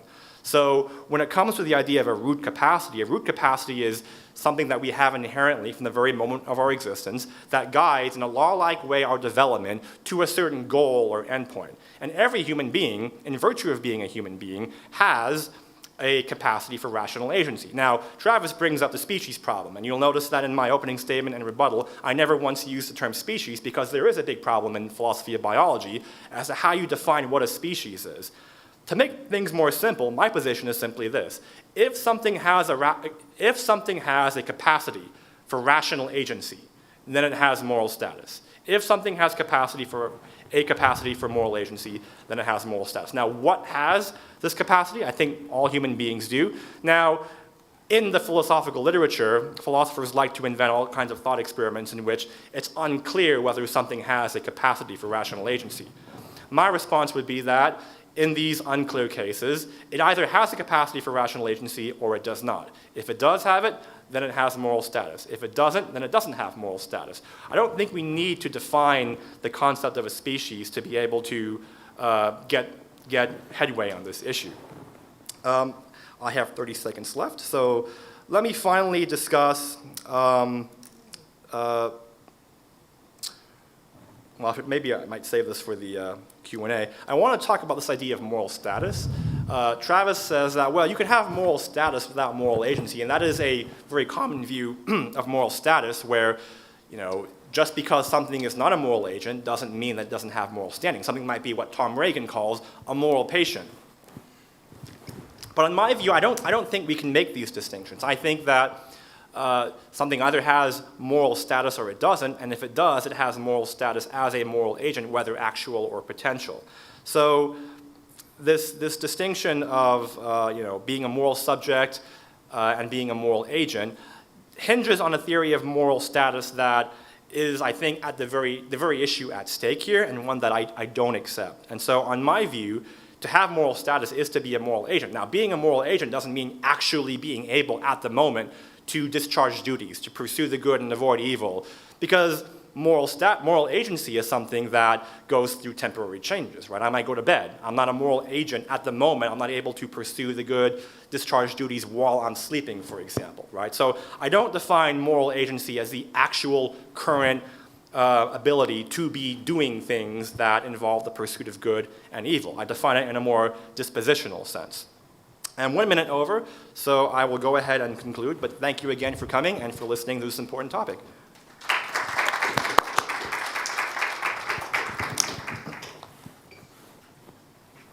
All right, thank you.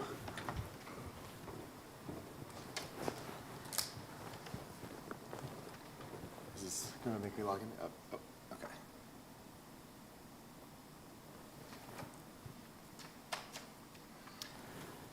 So, I just want to say something about what constitutes cruelty, and then using the dog example. Then I'll talk about the other stuff. So, it's certainly true that practices in industrial farming are now the norm. I don't think that precludes them from being cruel. Certainly true that lots of people who live in these rural areas have to take, I mean, this isn't exactly what Tim said, but I think you'd agree with me about this. They have to take those jobs for economic reasons. They pay very little. They cause PTSD. They're very hard for lots of people to deal with psychologically. And they're not people that are like inherently disposed to want to inflict harm on these animals. But what happens is being thrust in those conditions and being at least a normal human is going to make people become callous to that type of suffering of the non-human animal variety, not the human necessarily, and result in them doing things that can cause additional suffering for those animals. I want to say the fact that those animals suffer would give us reason, moral reason, to prevent that suffering. Now, that's not always decisive. I don't think it's inherently wrong to eat a dog or any animal for that reason, because you can just come up with philosopher-type cases where, what if you have to kill and eat a dog to prevent a mad scientist from blowing up the world, or it's the only way to stop an asteroid, or prevent someone else from making 50 million dogs suffer, or something like that. So I'm not arguing for a position that ascribes certain general rights to non-human animals that would preclude eating them or causing them harm independent of the consequences. So I agree with that. I'm not committing myself to anything implausible here. Factory farming, industrial farming is relatively new. Historically speaking, it wasn't like this has been the norm for a long time, even though if it had been, that would be morally irrelevant. Things that are the norm for a long time are not thereby justifying reasons for doing that kind of practice.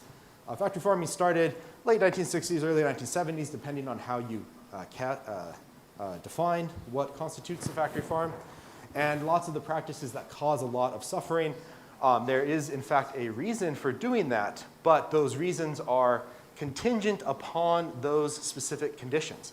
So debeaking hens in a cage, because they have a pecking order, and when you put them in very tiny cages where they can't move, that makes them peck each other's eyes out. But if you didn't have them in battery cages or fill them in tiny sheds where they had no space, then debeaking would not be a necessary practice. So there's a reason for it in a sense, but that reason is generated by the new ways that we've started keeping these animals and rearing them for our consumption.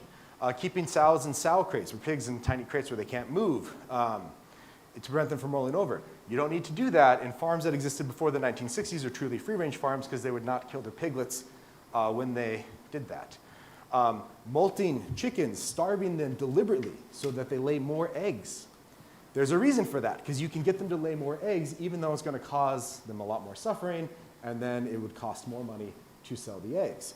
So there's a reason for doing that, but that's contingent upon the nature of industrial farms. those reasons didn't exist prior to the existence of industrial farming. As for using the dog example, I don't think there's anything objectionable about that, since that is in fact a commitment of his view, but I do agree that we shouldn't use that exclusively.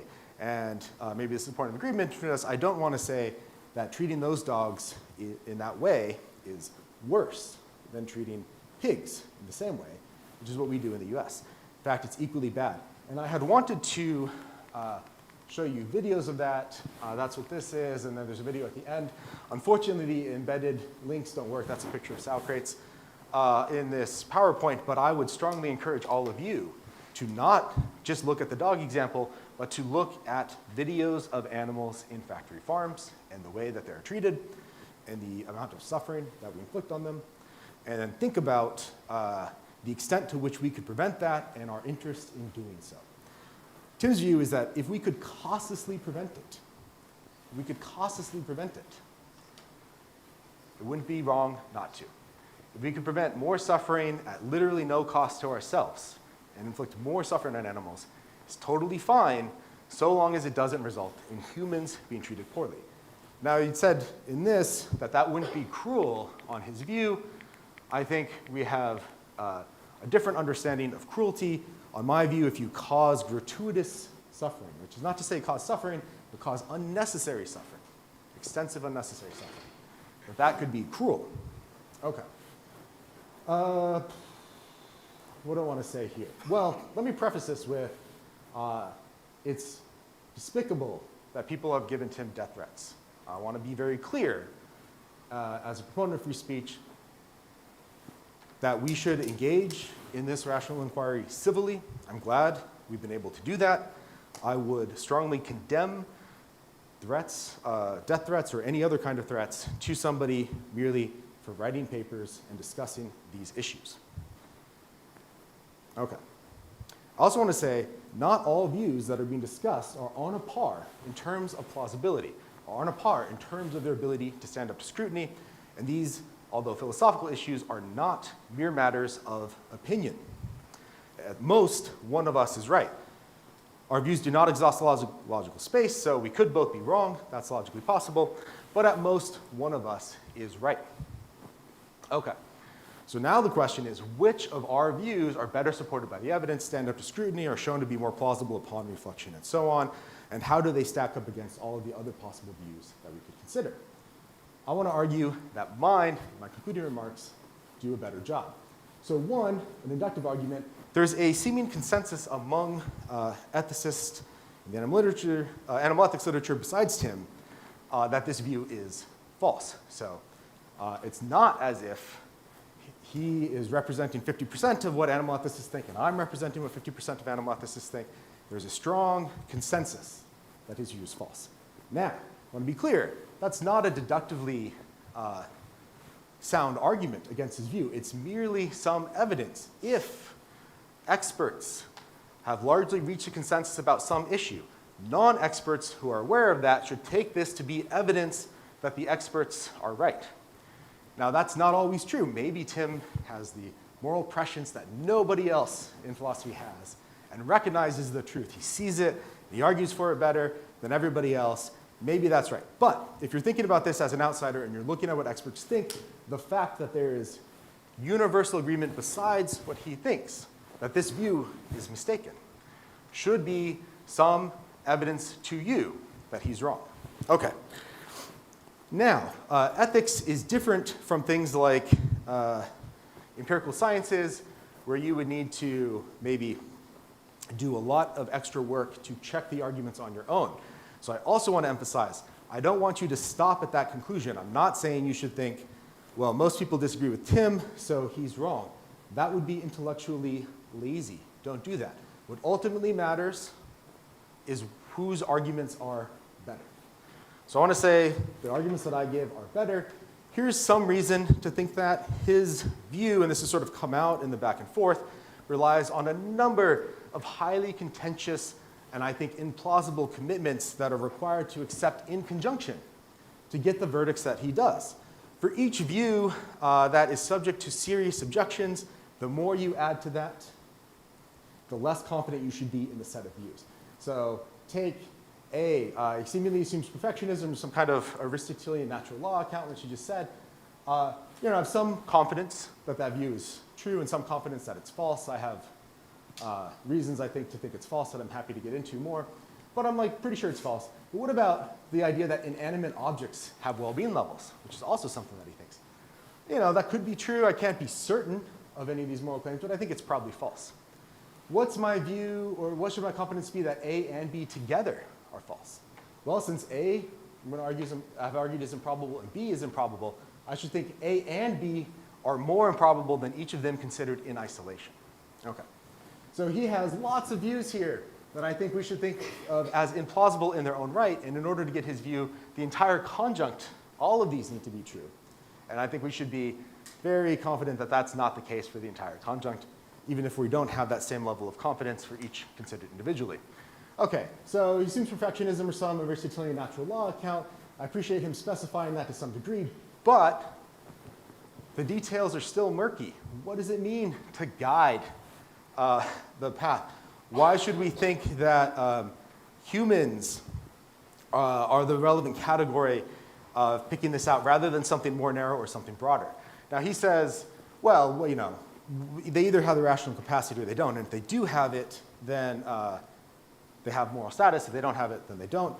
I don't think that'll work in this case because what the anomaly case that I gave shows is that any conception of species membership where human is referring to the species of Homo sapien, that's going to generate verdicts that are implausible by everybody's lights, including his.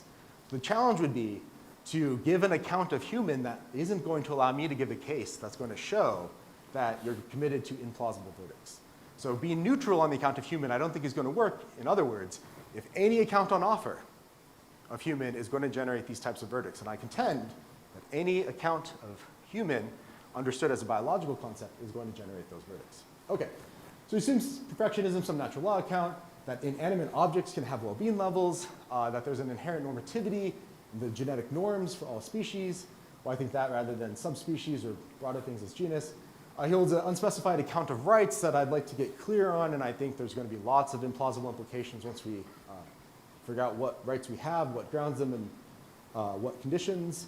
Holds that all and only humans have root capacity for this kind of rationality, that it's impossible to have moral status without moral agency or root capacity for such, and committed to the idea that torturing animals for fun is morally permissible so long as it doesn't result in humans being harmed.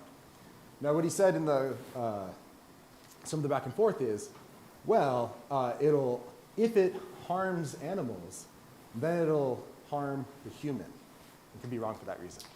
So then I don't understand why factory farming would be wrong. Now, what you said was it's not always cruel to treat animals in ways that cause them to gratuitously suffer because you can do this without harming humans. But cruelty is not the issue. You just said harming animals can harm the person. And then I think that gets to the conclusion that all of this type of factory farming would be wrong, rather than just showing that it's not cruel isn't to show that it's not to harm them. Okay. So what ultimately matters is arguments. I want to say that mine send to scrutiny better. What should you do here? Well, this is an uncomfortable subject. The issue of factory farming is very huge, and it's not even limited to that once you take into account animal agriculture, not just animal agriculture, but fur farms and experimentations, and some of that I think is justified and some's not. Happy to get in the weeds. But what should you do after you leave this? Well, you shouldn't just stop at what either of us say.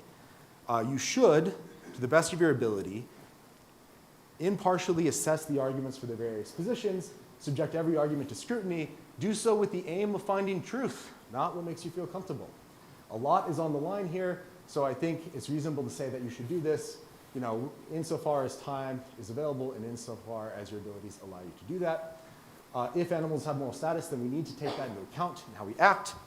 What I've alluded to is that we should weigh interest. So animals' interest in not being on industrial farms is the difference in the amount of welfare that they have in industrial farms compared to if they weren't. And if they have net negative lives, which I think they plausibly do, and what would happen if we didn't eat them is they wouldn't exist in the first place, their interest is in avoiding a life of constant torture. What's my interest in eating animals from industrial farms? Well, roughly it's the difference in the amount of gustatory pleasure that I'd get from eating an animal that comes from a factory farm relative to some comparably healthy, comparably priced vegan and vegetarian alternative. There can be some non-trivial interest there, but it's going to pale in comparison to the animal's interest to not be tortured. So I think we at least have a group obligation to abstain from engaging or supporting industrial farming in ways that cause these animals to suffer. But that's not to say, appealing to this, what's called the principle of equal consideration of interest, is not to say that the interests are always alike. All this principle says is you treat like interest similarly, but typical humans and non-human animals can have different interests in things like continued life. So in the carp example that I used, that carp has an interest in continued life. Presumably, if its continued life would be net positive, so do I. I think my interest is greater than the carp, so it would be permissible for me in those conditions to kill, eat it. It could be permissible for us for similar reasons to subject non-human animals to very painful, even lethal, often lethal, experiments, but that's going to depend on what those experiments are for, what types of goods we get from them, and so on. All right, I'll stop there. Thank you.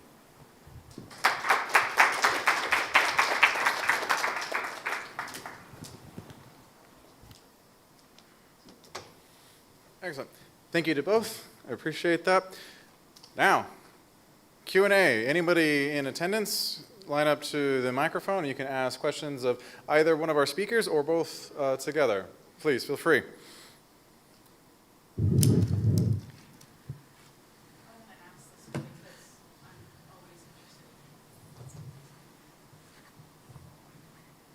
On.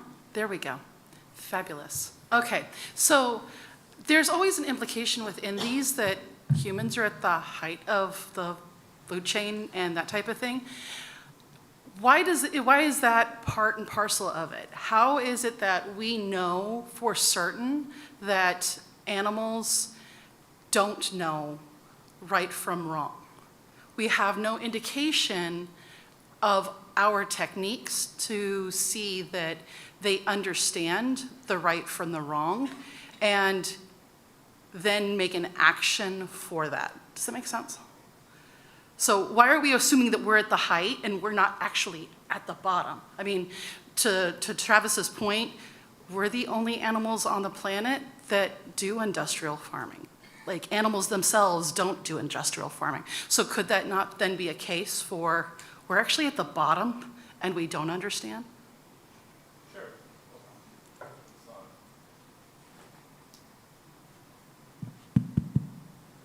Okay, yeah, so that's a good question. I'm not committed to the premise that human beings are at the top of the food chain. My position is simply just that if something has a rational nature, it has the capacity for rational agency, then it counts. Do some beings count more than others?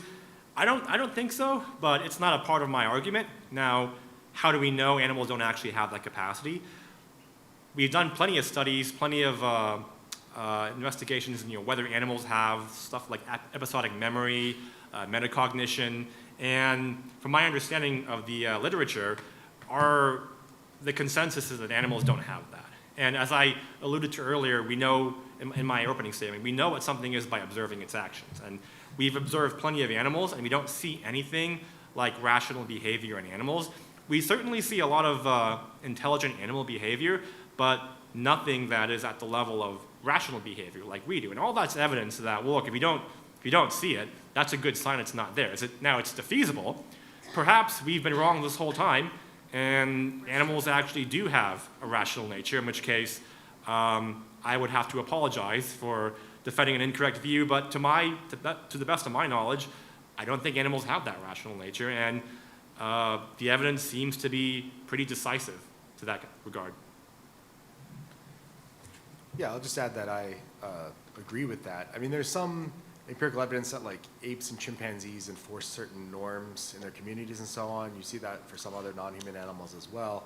But there's no evidence that they have the requisite cognitive capacity to reflect on moral reasons and then act on that basis. And if that's what's required to be a moral agent, which I think it plausibly is, then non-human animals would not have the ability to do that.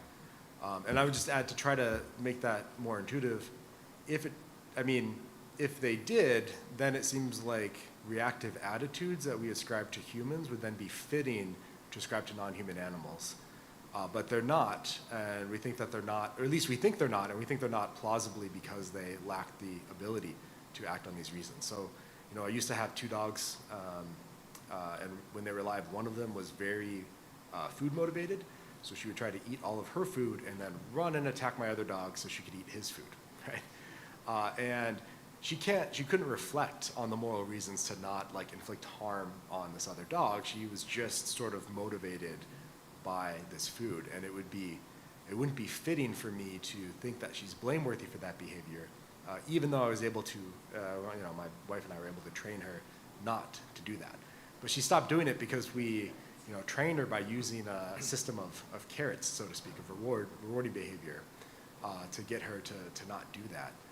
It wasn't because she sat down and thought about, oh, is it wrong for me to cause this other dog to suffer terribly so I can eat more of his food? No, there's no evidence that she or any other non-human animal has the ability for that, which I think is strong, though defeasible evidence that they lack the capacity for this type of rational agency. But that's not to say that they don't act, on the basis of reasons in other contexts. They just can't be moral agents, seemingly.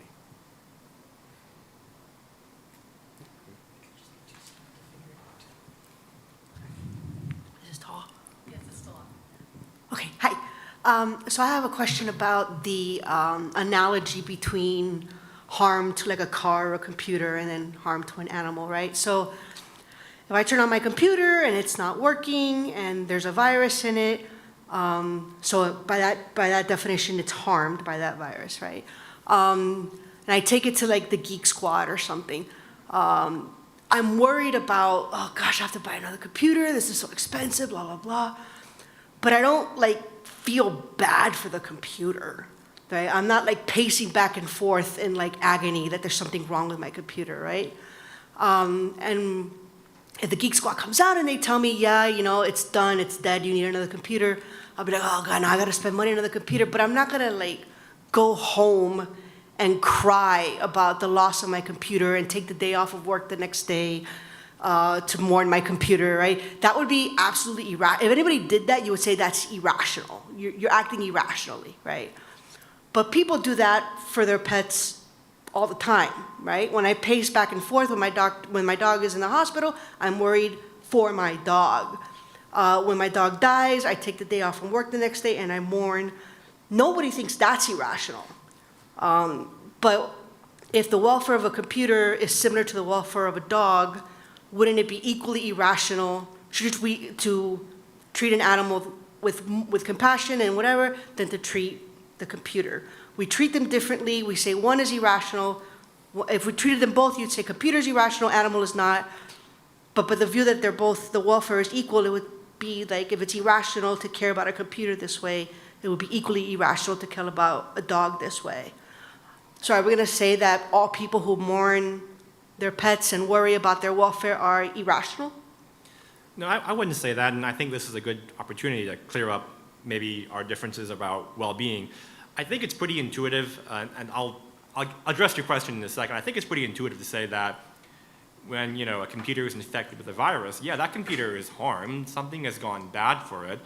The computer has an interest in not having a virus. Now, computers don't have conscious interests, but I don't think the only interests that exist, the only kind of welfare interests that can exist are conscious interests. And so that's why I think inanimate objects like computers, cars, watches, TVs can have a well-being, if a well-being is just thought of as flourishing conditions.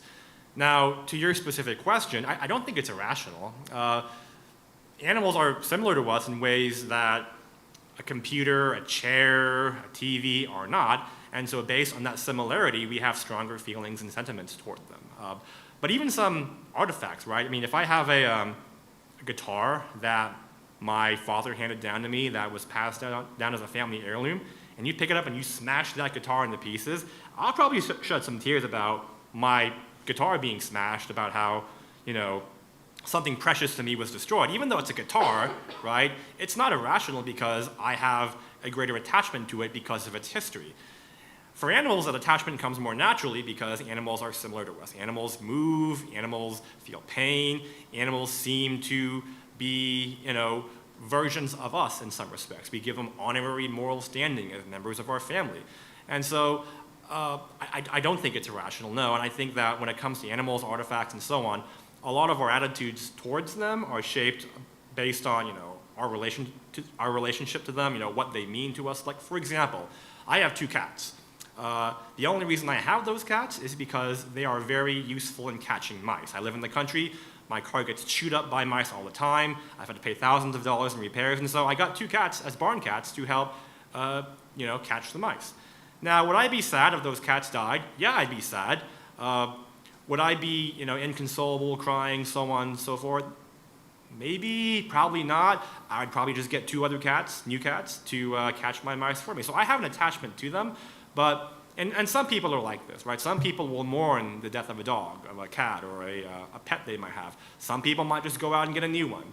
So I don't think there's any kind of uniformity to this because our sentiments are shaped differently based on the relationships, the kind of attachments that we create for animals, for artifacts, for anything in general.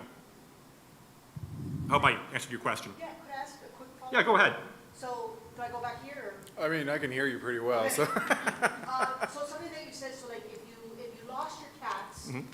you would probably mourn the fact you don't have any more rat catchers, and then you'd go and get another one, Mhm. but you wouldn't like be devastated, right? No, I wouldn't. I mean, But a lot of people are devastated. that's true, yeah. Right, and we would never say that a guitar, as much as my dad gave it to me for years when I love him, we would never say a guitar is like a member of our family. But as you agreed, Mhm. you said we give them honorary family. I don't understand why you think that reaction is a rational reaction if animal welfare or animal value is equivalent to inanimate objects value. Sure, I mean, it's rational based on the value we have accorded to it. So like, for example, let's say I have my father's ashes and the ashes spill. I'll cry over that, but it's just a pile of ashes, right? In one respect. But obviously those ashes have a lot more meaning to me because of what they once were. And so I don't think it's necessarily, I'm committed to the view that mourning over the death of a pet is going to be irrational just because those pets are going to be a lot more similar to us than a guitar or a urn of ashes or TV or even a scrapbook. And because they're more similar to us, we are more able to relate to them in ways that create a greater attachment. That's why, a lot of people will cry over a dog, but they won't over, something else.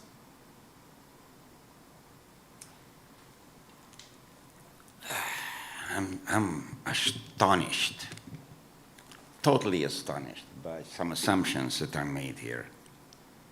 For example, I think that there are millions of humans that don't behave like moral agents.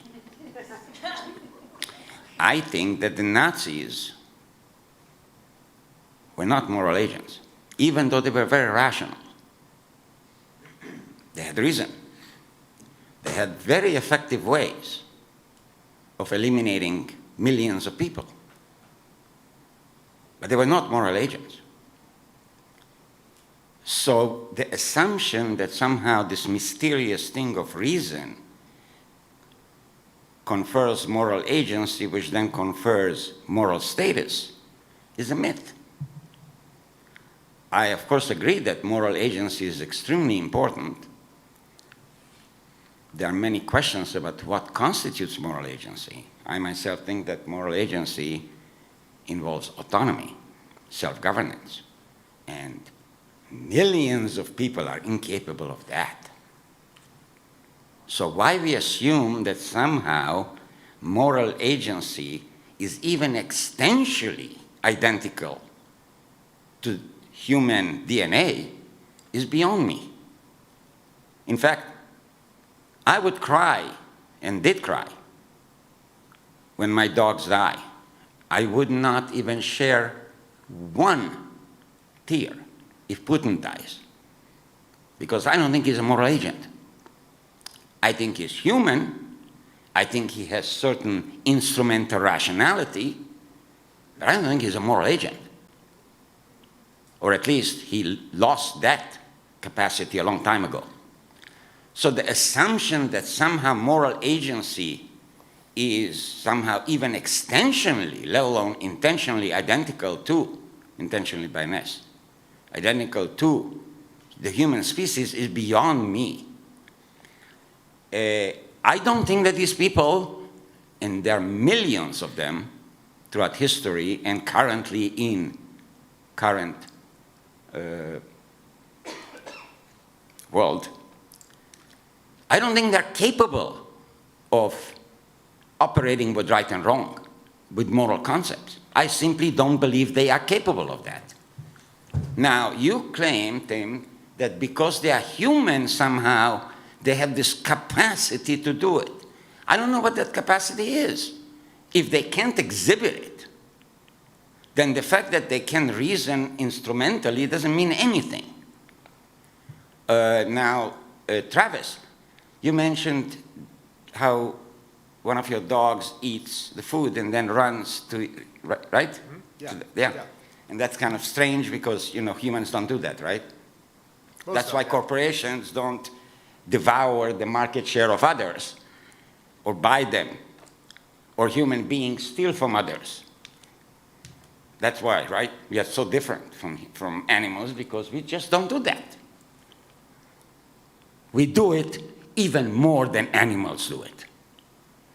Yeah, I don't want to deny that they do similar types of behavior, but do you think that negative reactive attitudes are... That what? Do you think negative reactive attitudes are fitting towards people like, say, Putin or Nazis? Do you think they should be condemned more than... I don't think they are moral agents.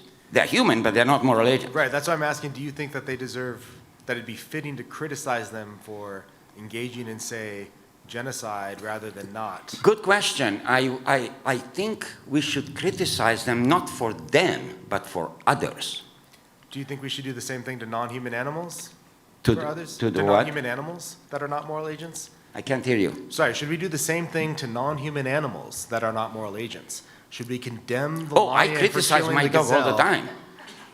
I criticize my dog all the time. I tell my dog, why are you pretending that you want to go into the house and get me up and open the door and then look at me and say, oh, got you, and turn around. I said, Argus, don't do that. Yeah. Do you think it'd be fitting to, say, put Putin to death if we could do so? To put Putin to Putin to death? death, yeah. Because he deserves it for, killing journalists and silencing dissenters. Do you think that would be, or take any very bad person that you say lacks? Oh, I think that, the rational... I think that when you get to that level, like, a Hitler and others, Putin, yes. What about killing dogs when you could prevent them from being a danger to other dogs? Yes. But there are ways of doing that, perhaps. At some point, maybe, yes. I am not overall in favor of capital punishment, but there are some exceptions. But do you see the point? We make these assumptions If I that may. we, humans, don't behave in patterns that are very similar to animals, and worse. I think we might be using the term moral agent in two different senses here. Mm-hmm. Is Putin a moral agent in the sense that Putin can make decisions and deliberate and understand good and evil? Instrumental Russia. No, he can't understand the good and evil in a moral sense. So what I would say is that maybe Putin is not a good moral agent. He doesn't make the right decisions consistently. But as far as having the ability to do so, he's a moral agent. Incapable of doing it. Just like the if you don't believe that that's possible, just think about the I forgot the name of the guy who was capturing people and eating their parts. What's it? Jeffrey Dahmer. He had no empathy. He didn't understand what is wrong at all. When you say he's incapable, what do you mean? Like, he lacks He the ability literally whatsoever? lacks the capacity to have the requirements to be a moral agent. Maybe in a colloquial sense, but certainly maybe at least one time in his life, Putin has made a good decision. I'm not trying to defend Putin here, but Well, good here is vague. Good in the instrumental sense, I'm sure he did. I'm sure he makes good decisions, perhaps in terms of how to keep power and kill other, that's good, but not in a moral sense. So I'm trying to understand what your question is. I think there's an equivocation going on here between, you know, the different senses of moral agency. When I say moral agency, rational agency, I'm just saying that a being has the ability, the metaphysical ability, physical ability, whatever, to make certain kinds of choices and decisions. Now, Animals can do that all the time. They make choices well, and decisions. right. I'm saying a certain kind of choice. Or What decision. kind? Those that involve understanding good and evil. But what I'm trying to get at here is, I think you're using moral agency in the sense that, well, if someone does not make choices that are in fact good, they're not a moral agent. But that's not the sense of moral agent that I'm talking about. How do you characterize my sense of moral agency? Well, when you say how, you know, Putin, for example, is not a moral agent, I think what you mean is you're trying to say that he's not able to make good decisions. Like No. the decisions he make are not good. No. But that's different from the ability to make those decisions. No, So- I don't make that sense. I mean, I made it clear.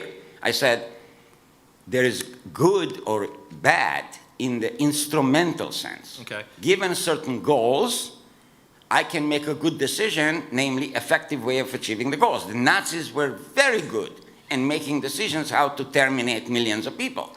Do you because think Putin is a person? I think Putin is a human being genetically. I do not believe that he's a moral agent, Okay. because I don't believe that he's capable of applying the concepts of moral right and moral wrong in the right way. He's just incapable of doing it. I think there's an interesting philosophical literature about whether psychopaths and sociopaths can be moral agents. And I don't know enough about that literature to take a stance on it. So it could be the case that Putin is a psychopath or sociopath, and it could be the case that such beings are incapable of being moral agents. I wouldn't want to come down one way or the other without engaging in the literature more.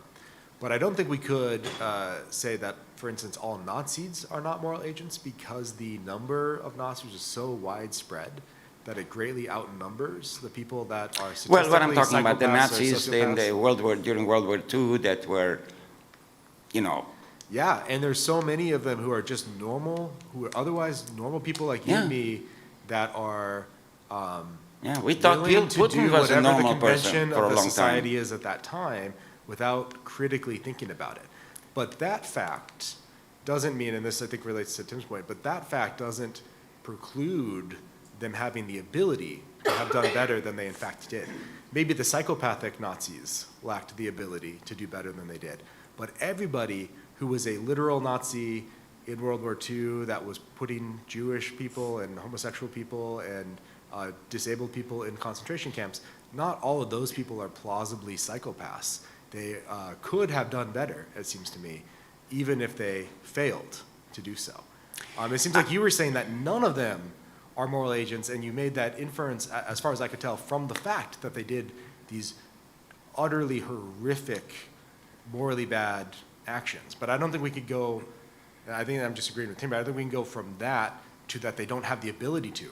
Maybe the ones that were psychopaths or sociopaths, maybe they lack the ability, but not everybody that did that, because there were so many of them, it was so numerous. If it was the norm of the culture at that time, most of them went that way. Not everyone, of course, but most of them went that way, and some of them could have done better. And those that could have done better because they were moral agents. If they weren't moral agents, then they couldn't have done better. We couldn't ascribe rightness and wrongness to their actions. But I think we very plausibly can say their actions were wrong. Their actions were grossly morally wrong. Yeah, so my position is that moral agency is an achievement thing. So they could have done better in some sense, but there is such a thing as moral blindness.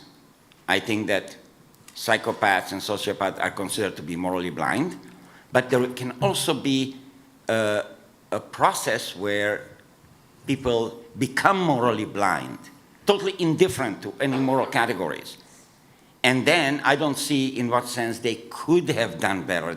Yes, they could have done had they not went through whatever processes. So what I'm denying here is the claim that somehow all human beings are identical with moral agency or are capable of moral agency. There are large portions that are not, and there are large portions that after a certain level, they will not be able to. Professor Lupu, if I might say something, thank you for agreeing with my position from the last panel about virtue actually is what makes you a human being, and that's what we go for. Thank you for coming around to my position. Cool. Appreciate your question.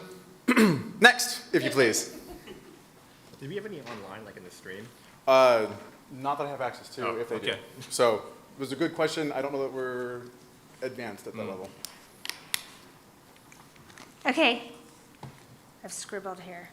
So I guess I'm looking at it from the point of, in the animal world, you've got, animals are killed for food. They're killed because of territory. They're killed because alpha power.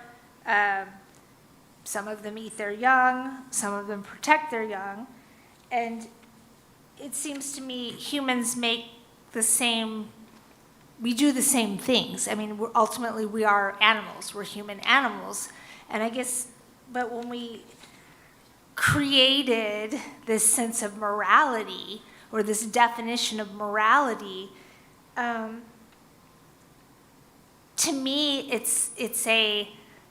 the reason we did it is because we're trying to differentiate ourselves from animals, and in that sense, I guess it behooves us to be better. I mean, if that is the intent to, differentiate ourselves from the animals, and you don't really, well, maybe in monkeys, I mean, you do actually, you see animal cruelty from other animals. You see a cat play with its food. Now, is that really cruelty, or is that cat practicing?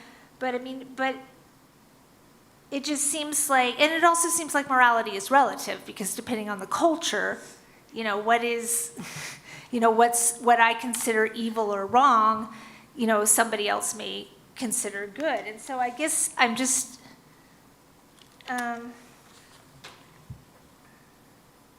it just seems like, what am I trying to ask? I don't know, it just seems like a conundrum. It just feels like if morality is, something we're trying to behoove to be better, but at the same time morality is all relevant, then, I guess. Are you trying to ask what really distinguishes us between the animals morally? Is that sort of the heart of Well, what you're getting at? Because we It's seem not to do even the what same does, actions? it's what are we trying to do, I Okay. guess. So then, are you trying to make the case that with our intelligence, we are trying to separate ourselves from the natural world and say that we're somehow better? Well, I don't even know that it's intelligence. I mean, I think morality, you don't have to be, I think, Right, no, I was saying specifically for human beings is you're alluding to some sort of distinction that we have created between ourselves and the non-human animal world. I was trying to get at the heart of what you might be asking. I guess in some ways I'm asking what makes us any different also. I mean, I Okay. think the decisions we make are similar. Okay. So, for both? Sure. Yeah, I'll take a stab at it. So I think I said in my opening statement that what makes us matter in a way that non-human animals don't is because we're able to reason. We can understand concepts of good and evil. We can deliberate between true and false. We can apply, the principles of logical reasoning and make decisions to pursue the good and avoid what's evil. Animals, to the best of our ability, don't have that ability. And so animals might be smart, they might be intelligent, they might do things that outwardly look like murder, or they might violate another animal's autonomy. But those actions don't have any moral dimension because animals don't have the kind of cognitive, they don't have the properties required for that action to have a moral dimension, if that is what you're trying to get at. So how do you define morality, personally? Morality is about the pursuit of good and the avoidance of evil. Most general definition, the most simplistic definition that I like to offer. So do you think a moral person should support animal rights? I don't, because I don't believe animals have rights, because they don't have the cognitive capacities necessary to sustain, the idea of a moral obligation. And moral obligations and rights track each other. But On the does view I it defend. matter? I guess, does it matter whether an animal is sentient or not, whether an animal feels pain or not, if you are trying to be moral and better than the animals? I mean, if you're trying to be good, I guess, does, and I'm not, I mean, people, I don't care what people eat. I mean, preferably not babies. But I mean, I realize that, I'm not saying, I mean, culturally, it's just different. Maybe, draining, a pig makes it, better something, I mean, I'm very pro-animal. But I mean, I'm wondering Yeah. if, again, if we are truly, the point is that, do animals have rights, but we're looking at it from a moral perspective, then what makes us better? Not intelligently, but just why does morality exist if not to protect those who can't protect themselves? So there's a lot of questions there. I'll try to answer it. So what it means to be good to something depends on what that thing's status is. So what it means to be good, for me to be good to you, is different than what it means for me to be good to the chair, to my dog, or to a computer, to a car. So we have to determine what something's moral status is before we can know what it means to be good to it in a morally relevant sense. And I've argued that animals don't have any of the properties needed to be considered moral subjects. And so I think what it means to be good to an animal is going to be different from what it means to be good to a human being, because humans and animals are morally different kinds of beings. And so I don't know if that is what you're getting at exactly. As for why we should be moral, that's a big question in itself. I mean, I would say that, look, morality is about flourishing. It's about the natural law point of view that Travis thinks is controversial. I don't think it's controversial, but that's a different thing altogether. I think morality is about pursuing flourishing, right? Our flourishing as rational beings. And so the moral obligations, rights, duties, virtues, all hinge on that goal. So that's why I think, and you might phrase it from like a self-interest perspective, right? We all care about our flourishing. That's why we should be moral. But I don't know if I answered everything. Did that help a bit? No, I just wanted to hear. Okay, Yeah. okay, no. Travis? Oh, sure, yeah. So I'll say just a quick clarificatory remark about controversial. All that I meant by that was not that like it's like a hot button issue, but just that there's widespread disagreement about it. And if you look at the Phil Paper survey, the vast majority of philosophers think that that is the incorrect account. I'm very well aware that That's all that I meant by controversial, are not- not popular at all. Right, that's all that I meant by that. Okay, so to your question, so it's true that you see a variety of behaviors among non-human animals, including eating them, but we see ones that I think plausibly we regard as wrong if humans who have the ability to think about morality and engage in these sorts of conversations if they were to do it, and not merely because it's a cultural taboo. So you see animals, I think you alluded to this, engage in cannibalism, including cannibalism with their own young. You see them engage in necrophilia, for instance. Now you might say, well, it's a cultural taboo to kill and eat your babies and then go have sex with corpses. But while that's true, it's not wrong merely in virtue of the fact, plausibly. Plausibly, it's not wrong merely in virtue of the fact that this is a cultural taboo. We think that society would be worse if we were to suddenly decide to accept cannibalism of your offspring and engaging in necrophilic acts. So you had said a couple of times that morality is relative, and one way of understanding that is as an anthropological claim, which is if you go and you look at different cultures at different times, they might have different moral beliefs. And that's certainly true, but it's also true that if you look at different cultures at different times, they'd have different beliefs about the scientific facts or the non-moral facts, right? So that's true, but it's not the case, and we wouldn't want to infer from that, that every set of moral beliefs that somebody holds or that some culture accepts are on a par in terms of their plausibility or truth or anything like that. So I think that there's facts, moral facts about what's right and wrong, and some social norms get those right, and some are mistaken. So I think it's a moral fact that slavery is morally wrong, and the fact that other societies have practiced that doesn't bear on the truth of that claim.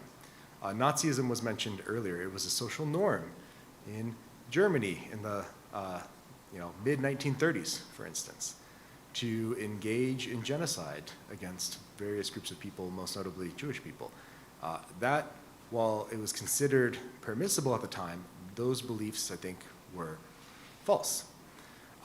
If we were to treat morality different than non-moral beliefs, I think the burden of proof is on the person making that claim to say what's different about morality such that we should think it's relative in this sense in a way that the truth about non-moral claims are not relative.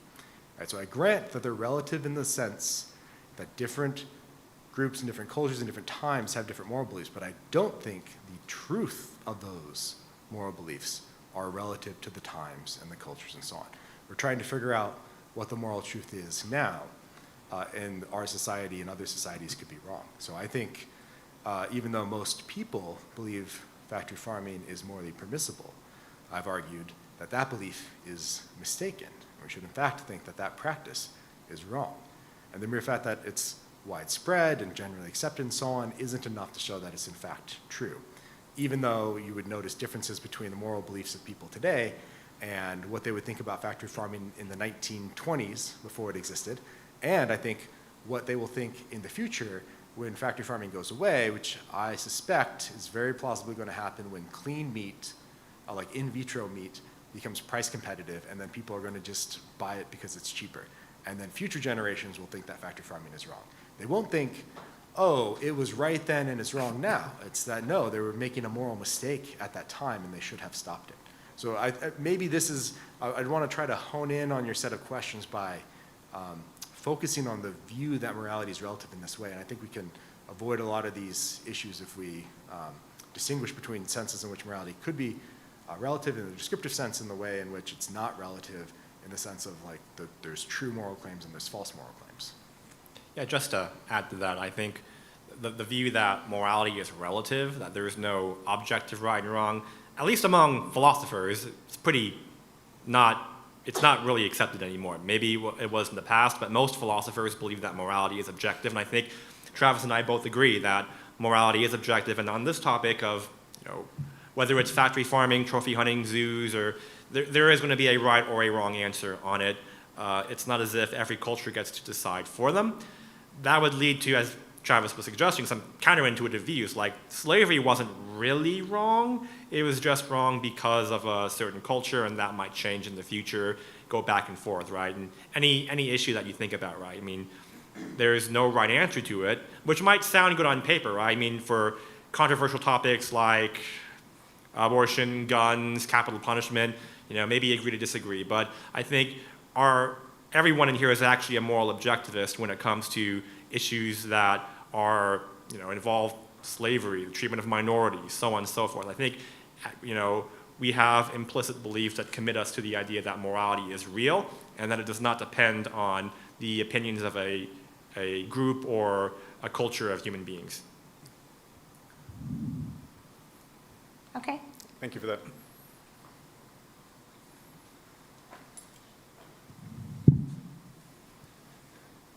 I just had a question when it comes to the sort of definition for well-being.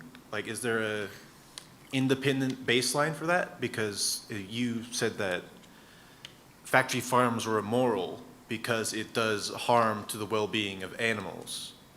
But it couldn't be argued that an animal is born into that situation, lives its whole life there, and then dies there, so that there's a baseline set there that's not varied from, so it'd be more morally neutral. Do you think it would, when you say that, do you mean that they wouldn't have a net negative well-being level, like their lives wouldn't be so bad as to not be worth living, or do you think they would be, but it doesn't matter morally because they didn't have an alternative? If you're not sure, I'll address both. So it seems like maybe you're uncertain about that. So let's take the first one. You might think, well, they didn't know any better, or they don't know what they're missing out on, or something like that. So if this is all that they've known, their well-being level would be at least neutral, or at least not in the negative. And I think that's implausible. One reason to think that it's implausible is to take any account of well-being that list both intrinsic prudential goods and intrinsic prudential bads. And all of those will entail that you could have net negative lives even if you're not aware of alternatives, with the exception of a type of perfectionism which lacks intrinsic bads.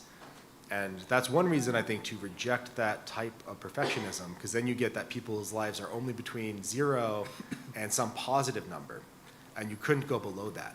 But then just imagine cases where somebody's already at 0, they're not able to, say, act in accordance with their nature at all, and then make them suffer, for 50 years rather than 25.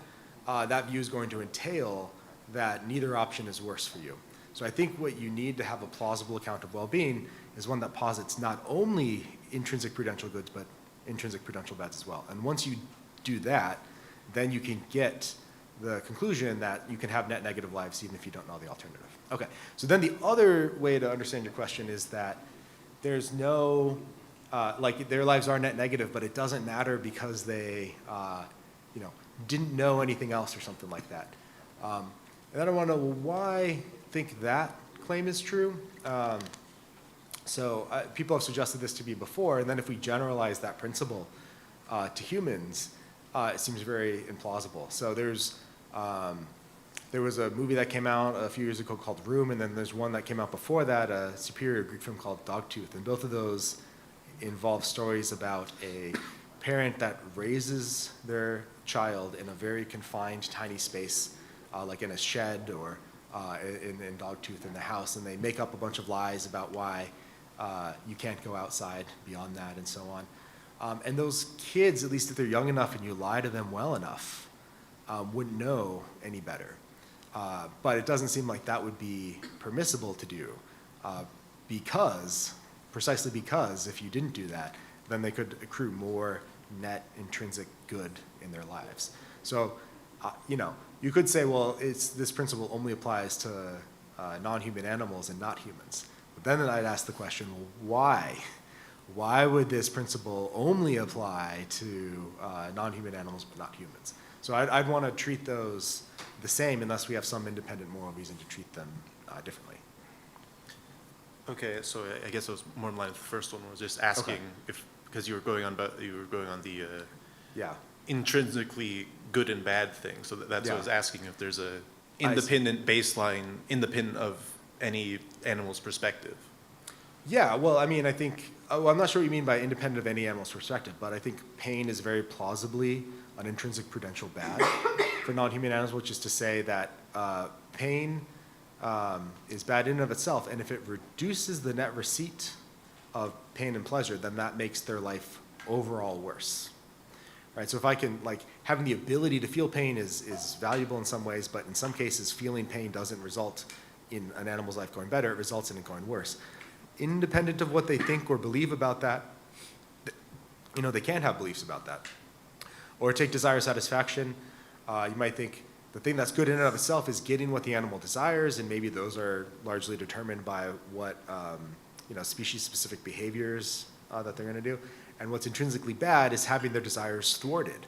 But then again, you'd have an intrinsic badness, and you could get more intrinsic bad than intrinsic good if you confine them in tiny cages their entire lives, or you force them to endure painful procedures that they don't want to happen to them, and so on.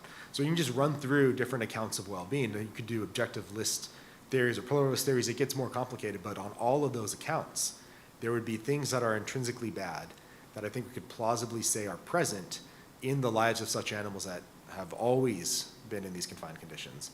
And plausibly, that intrinsic badness would outweigh the intrinsic goodness in their lives, so they'd still be net negative. Thank you. Any final questions? Yeah. Yes. I'm speaking for them unilaterally. No, I have to go at 1 minute from now, so I'm just. Okay. No. So I do have a question about, in relation to like emotion.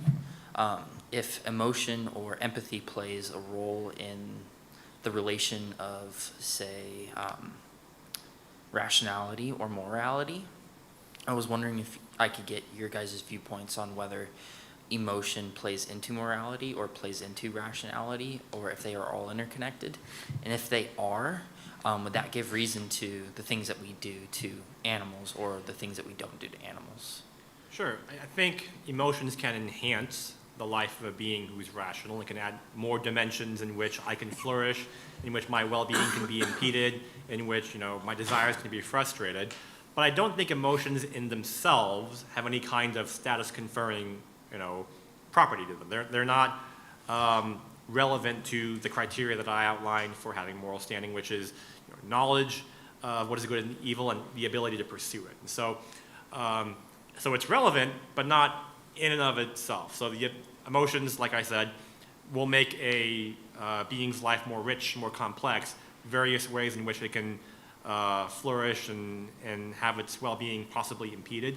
But by themselves, emotions do not contribute anything to moral steps. That's the view I defend. So I don't think emotions, I don't deny that, many animals probably do have emotions. I just don't think those psychological states are relevant to being a moral subject. So there's a difference between being a psychological subject and being a moral subject. Most animals most definitely are psychological subjects, but I don't think they're moral subjects. There's a conceptual gap between that kind of inference. Okay, so you would draw a line in Yeah. between. Okay. Yeah, I think if you have the ability to feel emotions, that's going to entail that you're sentient. And since I think sentience is necessary and sufficient for moral considerability, I think you could infer from the fact that some creature can feel emotions to the fact that it has moral status. Part of your question seemed to also be asking about the role that emotion should play in what we think about morality. My view there is it might provide some defeasible evidence about what's right or wrong, but it is defeasible. It can go wrong. So in other words, it could be outweighed by other considerations, and it's also a fallible method for figuring out what we should do. So sometimes you might not feel sympathy, one might not feel sympathy for something, and it could be wrong. Nazism has already been mentioned a few times, so that might be one example of it.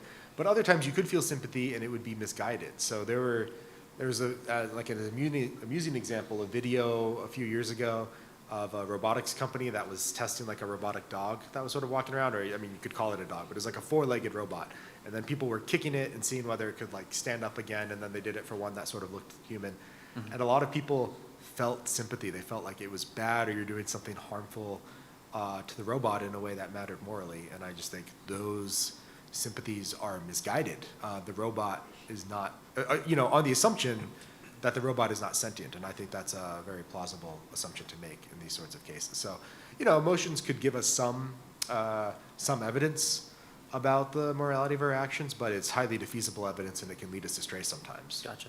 Would you say that people are, who are arguing against either of your points are more logically or in a more logical mindset than they are in an emotional mindset? Or do you think that because there is a line between emotional rationalization and logical rationalization, that there is that such big divide between the two? As far as my critics are concerned, it depends on the audience. Travis has done a wonderful job, logically objecting to areas where he disagrees with me, but I've had people react more emotionally. Back when I taught in Florida, I was a faculty member at a school, and they had this a vegan outreach group doing handing out flyers and stuff. I don't know if they have that around here, but every so often they'd come to campus and hand out flyers. Well, I had just published one of my papers on eating meat, so I'm like, oh, let's go talk to them. So I was talking to one guy, I'm telling him about my views, and I said, well, I don't actually think it's morally wrong to eat a dog. And the look on, this guy's face was just of disgust, of, this visceral reaction. So, some people react emotionally, some people react logically. Mm-hmm. Depends on the audience. If it's an audience of philosophers and they're going to object as philosophers do, and you know that's where I've had the most fruitful discussions on this topic. It's hard to have a discussion with someone when their objection's emotionally based. Yeah. Just because, you know, I don't feel what they feel and they feel really strongly about it, and I doubt I'm going to change their mind. But at least philosophers, we like to think of ourselves as rational people who change our minds in response to the evidence. Now, is that actually the case? I don't know. You know, it's actually, this is kind of off topic, but it's funny to worth mention that there was a study done several years ago of, you know, philosophers who think that animals have like serious moral status, and they survey these philosophers and ask, well, do you eat meat? And you'd think, well, philosophers being very logically, rationally based people, you know, if they think animals have serious moral standing and it's wrong to eat them, they wouldn't actually eat meat. Well, the survey found that many of these philosophers just eat meat anyway, so maybe philosophers are not as rational as we think we are. Gotcha. Which makes sense. I would say, like, then I would ask you if you believe it is morally right to eat a dog, would you believe that it's morally right to eat your neighbor's dog? In principle, there's no reason why it would be wrong, I guess. I mean, maybe it'd be wrong because I'm violating neighbor's property rights or something like that. But I mean, But not due to I'm sure morality. Travis would agree. Like, you know, if my whole family was going to starve if I didn't kill my neighbor's dog and feed it to my family, probably would be okay to do that. So I don't think there's any kind of intrinsic moral prohibition on eating my neighbor's dog. I mean, I don't think dogs have moral standing, so I think the reasons for eating them are going to be, you know, much more broad than what Travis probably thinks. But I don't want to speak for you, but I don't know if you would say it's intrinsically wrong to eat a dog. No, I mean, I want to say that the considerations could make it not only permissible but obligatory in various cases. So again, you're, you know, starving, you have to feed your whole family, and either they all die or you kill one dog and eat it. I think it's very tragic to kill that dog. It's unfortunate that this creature with moral status lost its life, but the outcome in which you and your whole family survive in this purely hypothetical scenario, and that's the only way you can do that, is better than the one in which they all die, and then presumably you can imagine that the dog would live because it would eat your corpse after you're dead. So I would, you know, think in some circumstances that are in our world merely possible, but not actual, that it could be permissible to eat a dog or any other creature. To the point about emotions, I wanted to just clarify, I don't think that there's a deep divide between emotion and rationality. I mean, they can come apart, but they're not always at odds with one another. So someone could give a very emotionally laden response that's also backed up by a rational argument. And so not that you or Tim suggested that highly emotional responses are necessarily irrational, but that's a sort of, sometimes that's something that you see play out in dialogues about this sort of thing, and that's something that's worth avoiding. And the survey about the philosophers is interesting. I mean, I wish we had more time. There's a lot to get into about that. So lots of people might think factory farming is wrong, but that they don't have the ability to make any difference to whether animals suffer or not, or the degree to which they suffer with their individual purchases. They might think their individual contributions to such a large market are going to be causally inefficacious. So it's consistent to hold, you know, factory farming is wrong and we collectively should stop it, and also it's permissible for me to go to the grocery store and purchase and consume meat. I don't know if that's what the philosophers were thinking. I wish there was more follow-up surveys on that, but that is like one position that more and more people have started defending in literature. There's a lot of other ones that are interesting to talk about too, but there's only so much time in a day. So Thank you, gentlemen. with that, I would like to thank Dr. Timmerman and Professor Shao again, and thank you guys all for attending, and I'm glad that we get to do these every semester. So, appreciate it.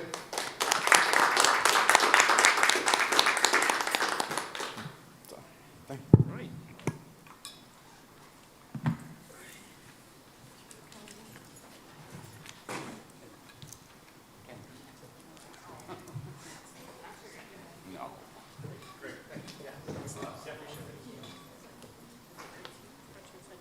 Oh, here it is.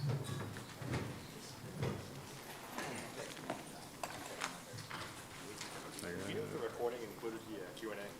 Yes.